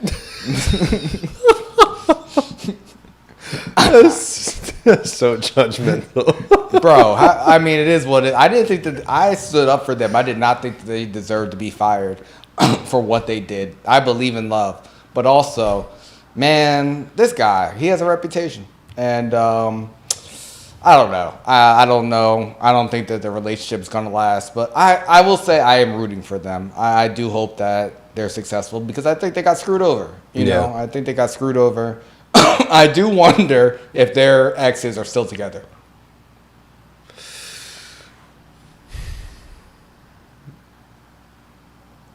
I could see it. It's so funny. At the bottom of this article, they have pictures of them with their exes before. It's like, why? Why? This article is about like this couple and not the previous relationships, but whatever. The only thing they won't talk about in their podcast. For real. Their exes. For real. Oh my God, shit. The Sixers just, oh man. What happened? Did they win? Nah, they hit a 3. They took the lead. Oh, they're about to go 4 with 20. Oh man, nice. This is big. This is big, man. NBA playoffs have started, man. Let's go. This is the play-in, so whoever wins the Sixers Heat game, they gotta come to New York. They gotta come to the Garden, man. Get beat up, man. We ready for them. But you excited for the playoffs, man? I'm not that excited, honestly. I'm really not. Why not, man? Because the Bucks look like shit. Giannis is hurt. Doc Rivers is a trash coach. They've been since he became the coach. Their record is 17-19. Damn, that's not good. Tell me about it. Tell me about it. Like they should never fire the Adrian Griffin. I feel bad.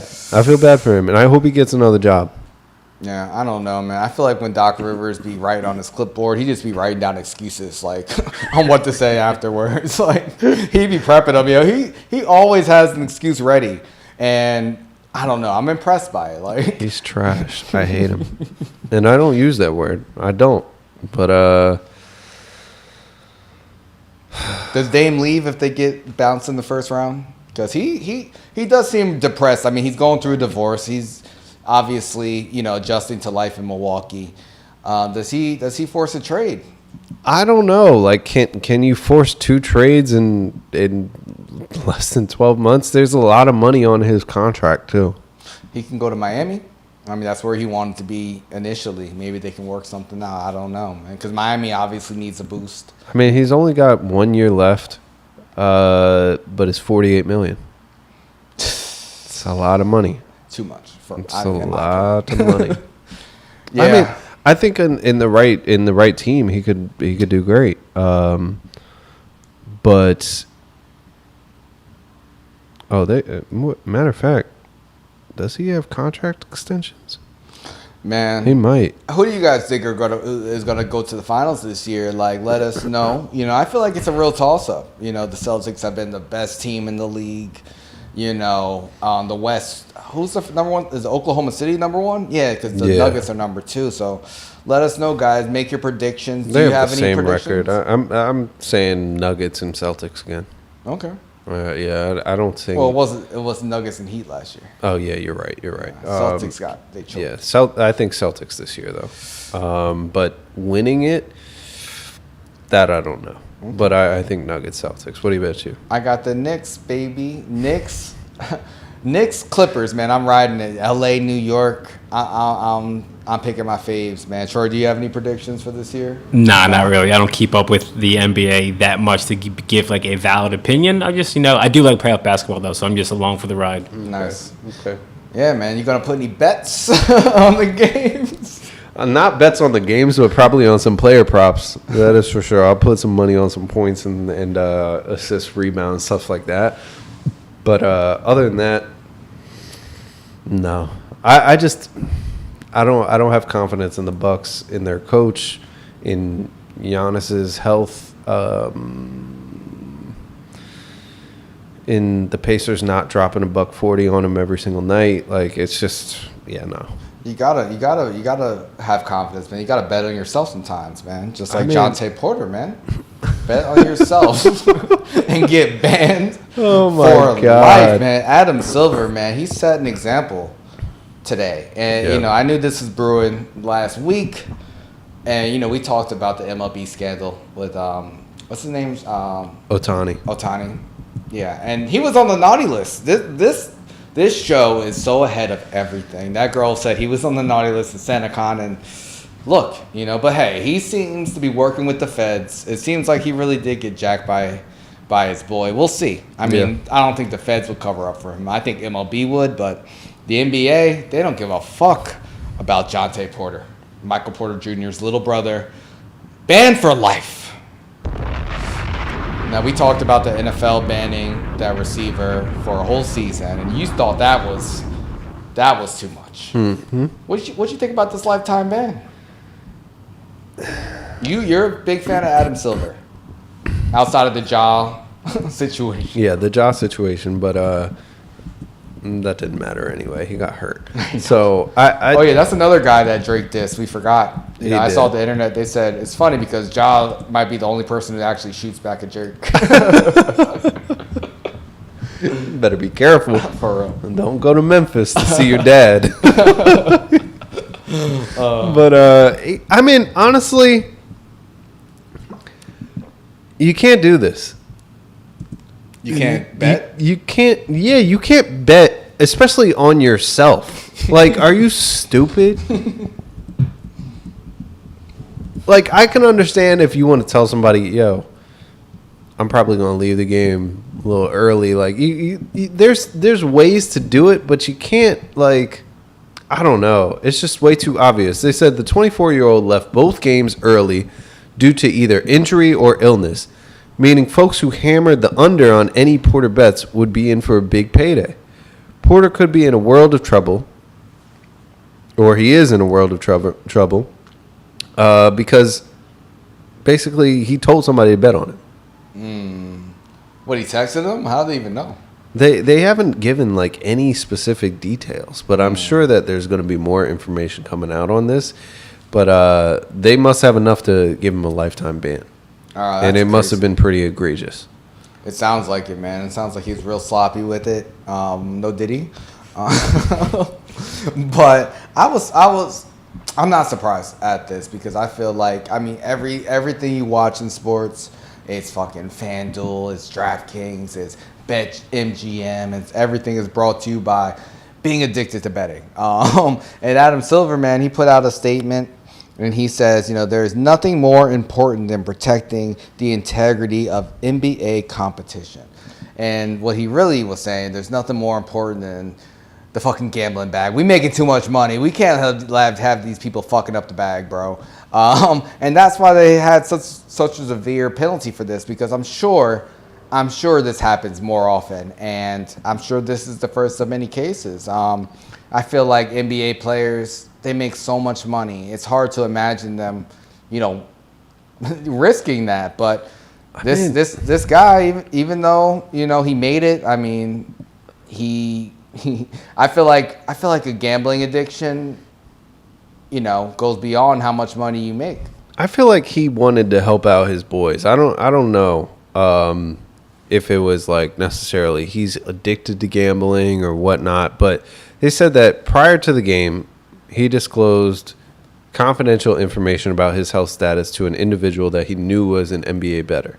And then a different individual associated with him also bet that Porter was going to underperform on March 20th as part of an $80,000 parlay.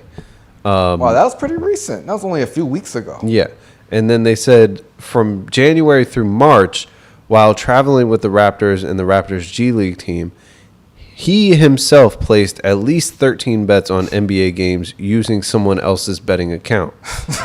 These bets ranged from $15,000 to $22,000 for a total of $54,000. The total payout from these bets was $76,000, resulting in winnings of $21,000. None of the bets involved any game in which he actually played himself, but he did bet on the Raptors to lose as part of 3 different parlay bets. All 3 bets lost. Bro, you don't even do it right. Like, you don't even win your bets. Like, that's crazy. That's why I say addiction, because it's not like it was even worth the risk. He didn't even win. So I don't even understand it. Outside of that, I mean, I saw this video of, I don't know if you saw it, of Neymar with his daughter's birthday. They were saying happy birthday, and he was playing poker on his phone on the side.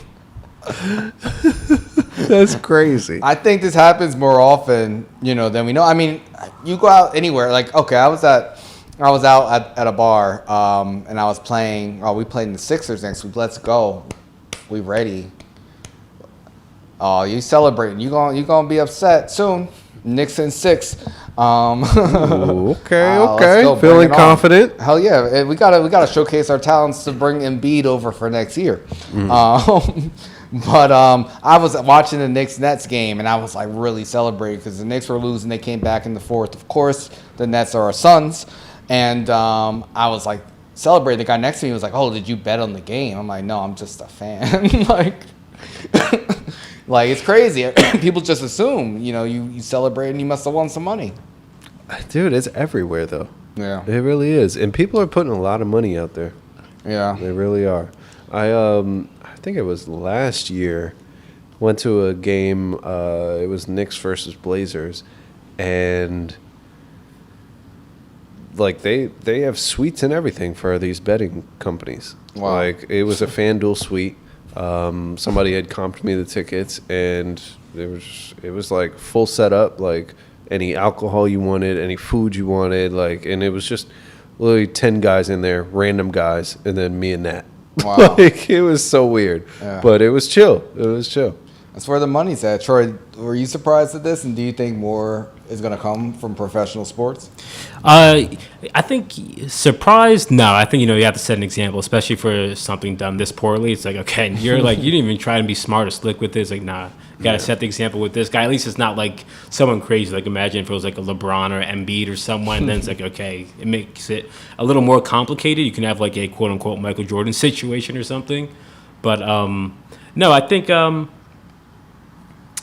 that it kind of like helps mitigate any potential future issues. Set the example strong, and it's like, okay, nope, you're done, and leave it at that.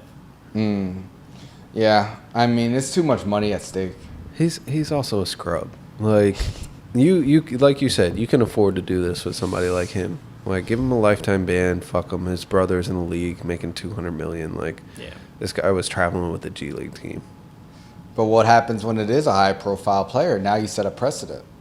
Will the NBA do the same this thing? puts everybody on notice. Like, listen. So you think this is really going to work and stop people from doing this?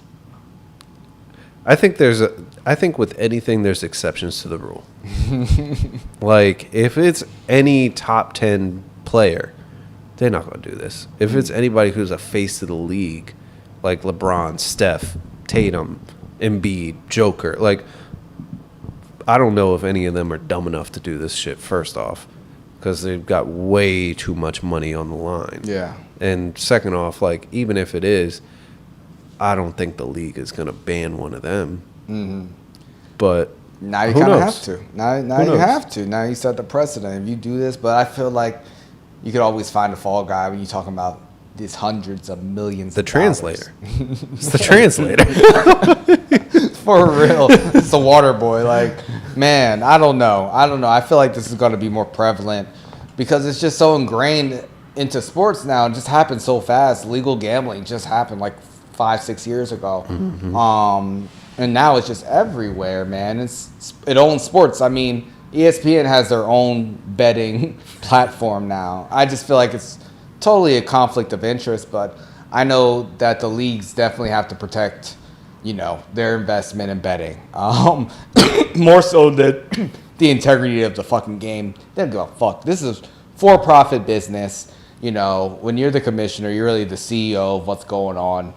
It's like, they don't give a fuck. They just need to, make sure everyone feels like, oh, this is legit. It's not WWE. Can you bet on WWE? Because that's scripted. I don't know. I don't know. Yeah, you shouldn't be able to. That would be dumb. But yeah. In 2023, just New York State collected an astounding $1.55 billion in tax revenue from mobile sports betting. Damn, that's crazy. That's crazy. Almost $1.5 billion in taxes. So everyone's getting paid off this shit, and we'll see what happens. I feel like it's going to destroy society in a way, but a lot of people are going to lose their homes. It's going to destroy sports and the credibility of it, I think. Yeah, we'll see, man. Speaking of New York, man, Trump, he's finally on trial, man. His criminal trial started this week about the hush money with Stormy Daniels. I'm still confused about this because I'm like, if Michael Cohen already did time for this, like, shouldn't like, how it be done? For real, like, I don't understand how. Whatever. How it keeps coming. This has been going on for like 10 years at this point. For real. And Trump still denies having any affair with Stormy Daniels, even though obviously they use campaign funds to pay her off. But now they selected the jury. It's the first criminal trial for any ex-president in the United States history. Yes, indeed. Yes, indeed. What do you think happens, man? I know Trump was trying to push all his cases, beyond the election day in November. This is already getting started, man. Do you think that this impacts his campaign if he gets convicted? It might. I mean, it depends on what the sentence is, honestly. Like, if they, what are they actually going to do to him? That's what I think that's where we find out. Right now they're just going through the whole pick the juror sort of thing. He's complaining because they didn't get unlimited chances to reject potential jurors. And it's like, no, you don't get unlimited chances to reject. There aren't fucking unlimited people in the United States. And so, it's going step by step. I think they have picked maybe like 7, I think. Yeah, 7 people. Yeah. But then on Thursday, they're going to have a new group of 96 jurors come in. So we'll see what happens. Yeah, we'll see. I don't think it'll impact his campaign much. I think even if he goes to jail, he'll still get votes. I mean, we talked about like that he could actually still run from jail like last year. So I think, he'll get even more street cred. I think it's more, I don't know. Honestly, I think it's like it depends on what penalties, he has to pay. I'm not even sure the consequences of this, but I don't think it stops him from running. I do think he's an old man. I do think it's going to be very taxing on him to go through this and run a campaign and, doing his rallies and all this other shit and debates and, selling all types of Bibles and sneakers. What does he sell next? Like, I don't know, like hats. He's going to start selling guns. He's going to start selling ass, like Stormy Daniels. Oh damn. Yeah, but Gonna have Jaden Smith behind him just rubbing his dick. Pause. Oh my God. Yeah. But Biden, he didn't hesitate to take his shots at Trump already. I mean, he never hesitates. He does it. He's doing a great job. I love it. Here's what he had to say in one of his speeches. You know, I've already been delivering real results in a fiscally responsible way. But I know not everyone's feeling it.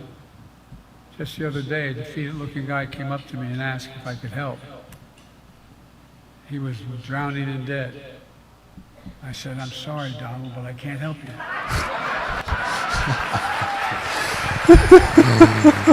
Nothing I can do. Oh, man. Look. Damn. And then that little smirk at the end, the little old 80-year-old smirk, like, I got him. That man had 10 facelifts, and he still could smirk it just a little bit. Yo, his skin is tight. Oh, my God. Man, do you think this just gives Biden that much more ammo to talk all the shit during the campaign trail? And do you think that this will help Biden actually win in November? Yo, we have so many diss tracks and like battles and beefs going on right now. We knew this year was gonna be crazy. It is great. Yeah, I think it does give him a lot of ammo. Yeah, because he could just slide. His whole speech was like littered with these kind of jokes. Oh wow. Like it really was. There were a few others. I didn't clip them up, but it was comical. Like he had the crowd laughing. Like he had people having a good time. And this wasn't like a big talk or anything. So I think it's great. I think Biden needs this. Like there's too much bad shit happening in the world right now. People are not feeling great about the economy, about all these wars, about a variety of different things. So you got to be able to lighten the mood. And how are we going to do that? We're going to laugh at Donald Trump. Yeah. We'll see, man. I do hope that they actually debate sometime this fall if Trump has time, in between these court cases he's fighting. I think it helps Biden as well. I don't know. I still think Biden will win, but I've been wrong the last couple times. Older and older every single video. Like, it's just... Even when he looks side to side, it's like at a snail's pace, like that he's moving his head. Like it's just, yeah. I think his mind is not that bad. I think, but the physical side of things, it seems to be rapidly deteriorating. Like they better not put his ass near a fucking bike. They better not make any of those wheelchair ramps too steep. Like it just. I don't know. I haven't seen him trip yet this year. He's tripped every year since he's been president. I don't know. Maybe I missed it, but I haven't seen him trip at least. I don't know. They got some anti-trip shoes. Shit's got suspension. Oh, my God. Yeah, we'll see. Let us know, guys. Do you think that Trump's cases are going to impact his campaign? Do you think Biden's going to be able to exploit this and win his re-election? I'm still mad that he's running for re-election. I've been mad for years. Who are we going to vote for, though? Huh? There ain't nobody else to vote for. I'm voting for Cornel West, man. He just named his running mate. If he's on the ballot in Jersey, I'm gonna vote for him. Okay. Who are you gonna vote for? Joe Biden. Oh, okay. All right, you already know. Troy, do you know who you're gonna vote for yet? Yeah, probably Biden. Okay. I'm not happy about it though, but yeah. Yeah, I'm over it. What can you do? The system is broken. Yeah. We're doing shit that white men 350 years ago were like, oh, this is the best way. Like, it is what it is. It is what it is. This is America. But there's other countries in the world, and we have a list of the countries with the biggest butts in the world. Yes. What you've all been waiting for. Let's get to the fun stuff. The countdown. Now this list, man, I don't know. They were measuring like the hip size in different countries, and this can't be all the countries in the world. It makes no sense in that. Not only that, this don't even sound big enough. It doesn't, man. Should we just start with should we count down, or like how should we do this? Let's start from the bottom. Okay. Let's start from from number 10. Number 10. Okay. I don't even have. I just have them all listed. It was just like 16. Let's start from USA.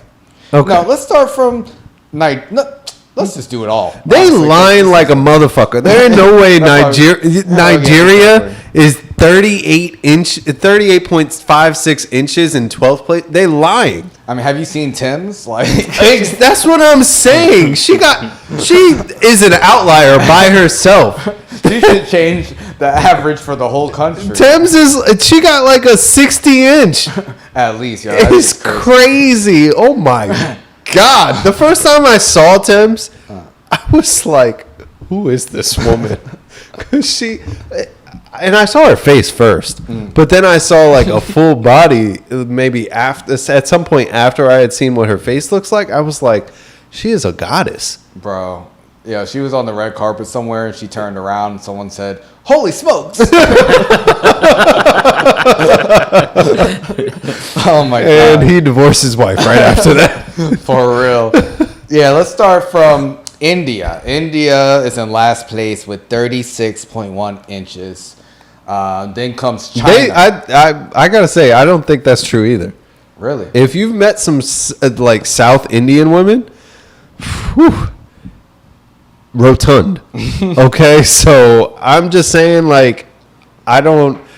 That's the other thing. I clicked on the poll on the survey or whatever, the study, and that shit did not show like how many women that they checked or anything like that. I'm not trying to shit on this before we really get into it. I'm just saying some of these I have problems with. I have a problem with it too, and also like the bottom two, India. Coming after India is China, 37.4 inches, and I'm like, both of those countries have like 1 billion people each, so maybe that's throwing it off a bit. Maybe it's not fair, so many people. Yeah.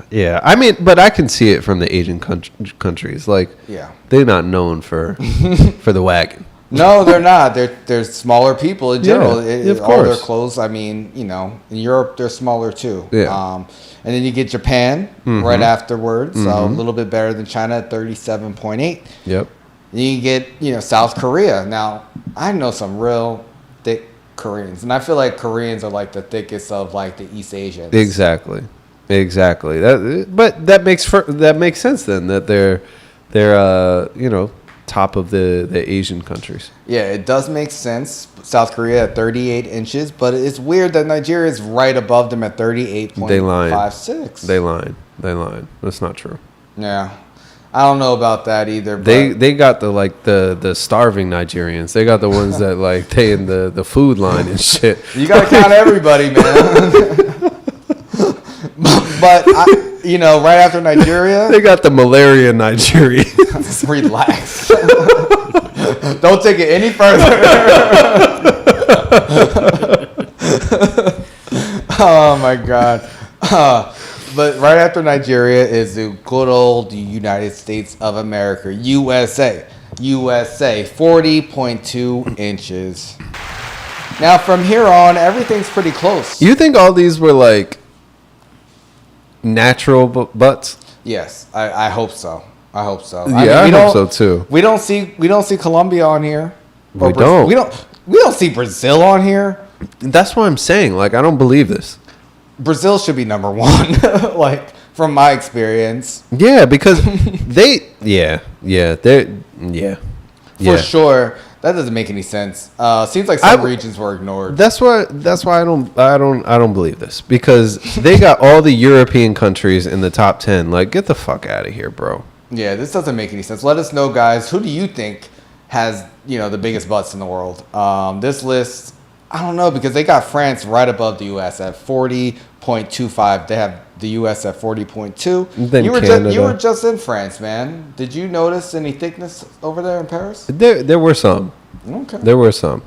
There definitely were. But the thing is, it's also hard to tell when you go to those tourist cities. Like, unless you hear them speaking French, then you don't know. Like, are they actually from there? Like, are they from somewhere else? Like, it's really hard to tell unless it's like obvious what their nationality is or something. Yeah, I really have a problem with Canada beating us out, man. Canada is next at 40.3. I mean, I know they got some maple syrup up there, but come on. They ain't that thick. Listen, they got to stay warm in the winter. That's true. That's true. Man, right after Canada, it's the Netherlands, 40.35. Which I think is bullshit because they mad tall. Like, they're not even, no. Maybe if they're measuring hips, then maybe they're just a little bit more wider. I don't know. I don't see it. I don't see it. They got Australia after that. Yeah. I've never seen a thick Australian. I have, for sure. But Australians are different. Like, there's all different types of people go to Australia. Exactly. Yeah. So, then we got Russia and Italy tied, both at 40.55 inches. Now, So, you're part Italian. Yeah, You surprised? with Italy, I'm not surprised that they're like higher up on the list at all because Italian women are thick and juicy. Yeah, they got a little bit back there. Russians, I am surprised by. Yeah, I know a lot of skinny Russians, but actually I know some thick Russians, some like Siberian girls. most Eastern European people are like more slim. But Siberia is different, man. They gotta be thicker. That's cold. You're right. You're right. It's cold. It's cold. And then we got Germany, which really, bro, I don't know what to tell you. Maybe Hitler did something right. Shout out to Ye. Oh my God, I can't believe you said that. Oh man. Then, we going here later this year, man. Greece. 40.74 inches. I have no idea. I don't know. Now we get into the big three, man, which is surprising. Sweden at 40.94 inches, man. Sweden, bronze medal. Shout out to the Olympics happening later this year. Yeah. These are the booty Olympics. Oh my God. Then we got Argentina, man. South America's on the map at 41 inches. Now I can understand this. Like it makes sense to me. I've met some Argentinian women before and they're a little bit thick.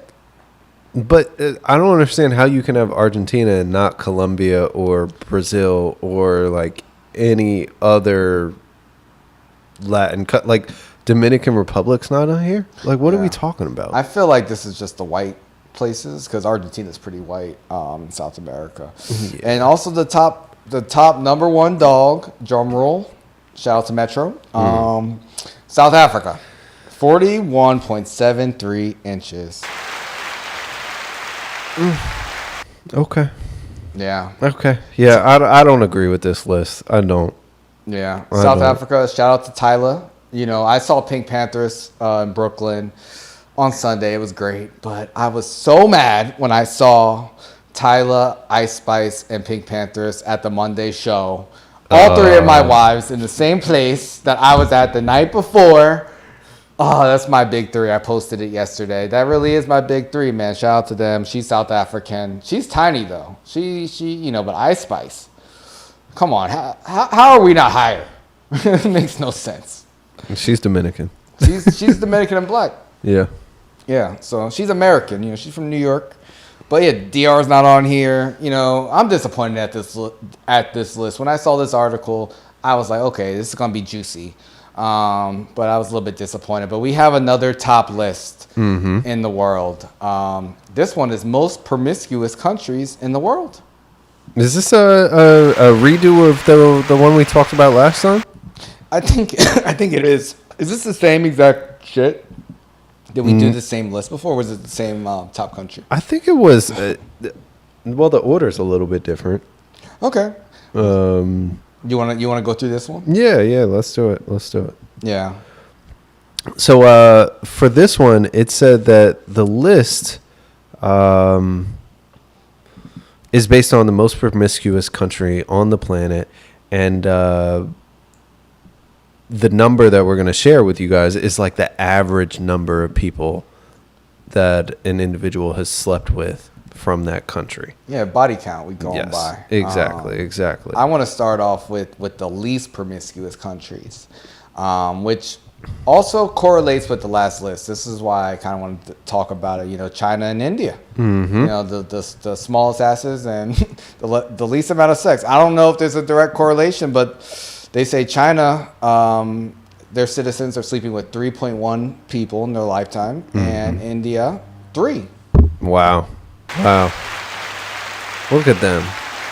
Yeah.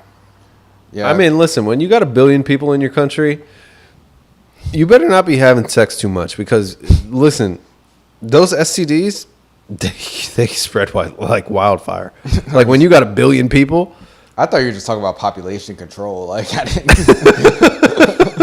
I wasn't even thinking about STDs. No. I mean, India, like it's a very rural in a lot of areas. I don't know if they got access to Planned Parenthood and condoms and all that kind of stuff. Like, listen, be careful out there. Planned Parenthood in China is very different. It's kind of like forced abortions. Like, it's crazy there. But, yeah, man, they're the least. But we can get into who's having the most sex, yo. Yeah. What's the top 10 look like?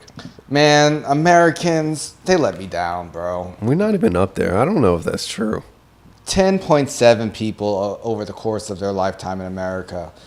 Wow. That's it, man. I mean, it's double digits. That's a respectable number. Respectable. I mean, do we have to apply J. Cole math to these numbers? I mean, if we do, then... You have to apologize? No, I'm kidding. Never. I mean, no, we don't, because he was lying. I don't know, man. I don't know if people tell the truth, but that seems about right. You know, 10.7. And that's, again, that's the average number. Yeah. I know some people. Never mind. Oh, man. It seems around the normal range. But then we got Switzerland. You know, they're, known for being neutral, known for skiing. 11.1. You know, they fuck more than us. Yeah. I mean, I get it. I feel like in Europe, through those like teenage years into your 20s, it's probably really wild. Especially because you can travel so easily. Yeah, I can see that. And they're a little bit looser. And you speak more languages. Mostly everybody in Europe speaks more than one language. Makes it easier on the dating scene. Culturally, I feel like the United States is a little bit more conservative, even like with nudity on TV and things like that. Like Europe, they're a little bit more like loose. Like, you can go to the beach in Spain or France and it's just nude beaches. And it's normal for people to be topless and things like that. So, it's not surprising when a lot of the European nations are in the top fucking category. But there is a lot of correlation between the ass list too, because the next is Sweden at 11.1. Then we got Italy at 11.8, and it's tied with Italy at 11.8, which I thought Italy might be a little bit higher, because they're known to be a little bit more freaky. Especially the men are like known to be like sexually aggressive. In Italy, and then we got the Nordic countries, man, with Norway and Finland coming in at 12.1 and 12.4 average over a lifetime. So Sweden, Norway, and Finland are cracking the top. Are you a little bit surprised about that? It gets cold up there. Not really, because like you said, it gets cold up there. What else do they have to do? Skiing and having sex and ice fishing and stuff. Like, I mean, when you got less things to do, you find more things to occupy your time. Got to keep each other warm. Exactly. Not only that, I feel like a big part of like that Viking culture was like having sex and stuff. Smashing. Yeah. That makes sense. Remnants of that. Yeah. And then we got South Africa. They had the fattest asses, and it's top 5. 1, 2, 3. Yeah, 4, they're 5. Yeah, number 5. They coming in at 12.5 body count is the average in South Africa. They had a lot of segregation with apartheid. I wonder if that played a role in their number. Since that's been relaxed the last 30 years or so. Who knows? Yeah. Yeah. Then we have Iceland, which, shit, they're at 13. I'm surprised. Yeah. I'm surprised that there's so many cold countries that are near the top. And Iceland is so tiny. Like, it's a fucking island. It's small. But Iceland didn't surprise me because I did go there a few years ago. It was beautiful. But I was, like, reading up on it beforehand. And I read that they actually... There's so many people in Iceland that are related that they have a dating app that tells you, like, if you're related to someone or not. So you don't fuck your cousin. White people shit. Yeah, so they be very I'd still be promiscuous. mad as hell that Iceland is so big on the map, and it's like, this is not representative. What? You mean Greenland? You're right. But still, Greenland is way too big on the map. A lot of the North America is, you know, they're the people who make the maps. It's all brainwashing, but they do a lot of smashing in Iceland. Yeah, and also in Iceland, they have a problem with STDs. And culturally, like, there's a lot of single moms there, but they don't really see it as, like, a bad thing. It's just kind of, like, normal, and, you know, it's just more normal to sleep around there. Culturally. So I feel like culture plays a big part in this. But we're at our top 3, man. Number 3, New Zealand. I never think of New Zealand, man. It's like an afterthought. Nobody does, because it's Australia. it's like Australia shit out a little island or something. Yeah, exactly. And Australia came in second place, so they're always overshadowing.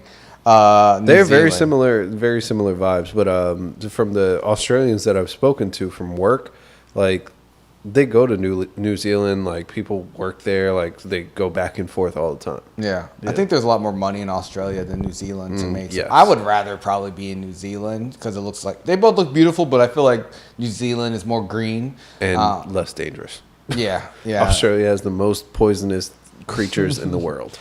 Yeah, for sure. And then number 1 is Turkey. I was surprised by this. 14.5 bodies on average, which is substantially higher than everyone else. I was really surprised by this. Me too. They're a Muslim nation. That's what I'm saying. Like, where does this come from? Yeah. I don't know, man, but might have to make a stop in Istanbul. I was trying to get in that, but I don't know if we're going to be able to do that. Yeah. For this fall, but I want to go. It looks so beautiful. Yeah, I've heard great things. There's a lot of history there. For sure, Ottoman Empire, and a lot of fucking. Apparently. 14.5. Were you surprised at the averages, or would you expect these types of averages for body count? I would expect these. Just because, like, again, you're going to have the people that, I only have been with one person my whole life, or 2 people my whole life. And then you're going to have the people that have been, like, with 50 people their whole life. Like, it's just, you got a spectrum with everything.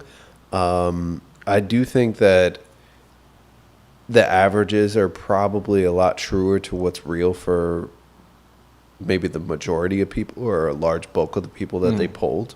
But who knows? Yeah, these people are getting polled, all right, especially in Turkey. Oh my God! Were you guys surprised? Let us know. Were you surprised at the list? Do you disagree with the fattest ass list and the most promiscuous list? Let us know. So which place are you going to visit first? I don't know, man. I don't know.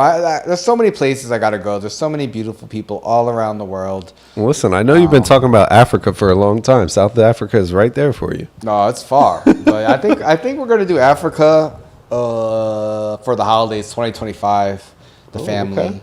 So that'll be great. You know, we have enough time to plan for that. Probably Ghana, though. Okay. Ghana, West Africa. Everyone says good things about Ghana. Yeah. For sure. Definitely got some friends who got some connections out there. South Africa is just a little bit further, a little bit like more foreign. That was all. I always would love to go to Cape Town, Johannesburg, but I think Ghana's more, feasible. And, I did my ancestry. I have, West African background, mostly Nigeria, according to Ancestry DNA. But it would be nice to go back to the motherland one day. So probably next year. Nice. Do you guys see yourselves going to Africa? Troy, would you ever go? Yeah, I think I would go. At first, I don't think I was as open to it, but now as I've gotten older, I think I would like to go. Just fly out there maybe eventually. Not anytime soon, but maybe in 5 years, I'd be down. Yeah. I definitely want to go. Yeah. I definitely want to go. That was my other, because when we go to Greece later this year, I want to go hopefully to another country in addition. If not, it'll just be like bouncing around Greece. But yeah, that's a good option too, because they got the islands. Exactly. But I was thinking either Istanbul or maybe Amsterdam. I still haven't been, or Cairo would be really cool too. Depending on what's going on in the world. And that's the thing. That's the thing. It's like, how much money can I save by going to Egypt versus how close am I going to be to getting a missile dropped on me? Like, for real, you got to think about this stuff, guys. The world's a dangerous place. It is. But I had so much fun catching up today. We talked so much about hip hop and rap beef. Hopefully, we have more next week, but we'll probably be more diversified. We just had so much to catch up on. I feel like he's not going to drop until May. But yeah, it was good to chop it up again. It's been a few weeks. Make sure you all catch us. YouTube, Twitch, Twitter, Instagram, Kick, Rumble. Anywhere that you catch your live content, we are there. Make sure you follow up on the Spotify links as well as our YouTube music links. That's where we are now that Google Podcasts has been shut down, unfortunately. But yeah, a lot of content coming out. Yeah, DM us if you want to contribute, call in. If you have any ideas for events that we can go to this summer. We're going to be outside this year again. Yeah. So I can't wait. To hit the streets again. Maybe in a few weeks we'll go. We'll coordinate, once we kind of get aligned with our schedules and everything. But we can't wait to get out there and talk to you guys. Do some more live shows on the streets as well. We got a lot planned for 2024, man. Yes, indeed. Looking forward to it. Yeah, we'll be back next week, guys. Stay tuned. Like the video, share it with your friends. If you're not subscribed, subscribe on all platforms. And yes, we'll be back. Peace.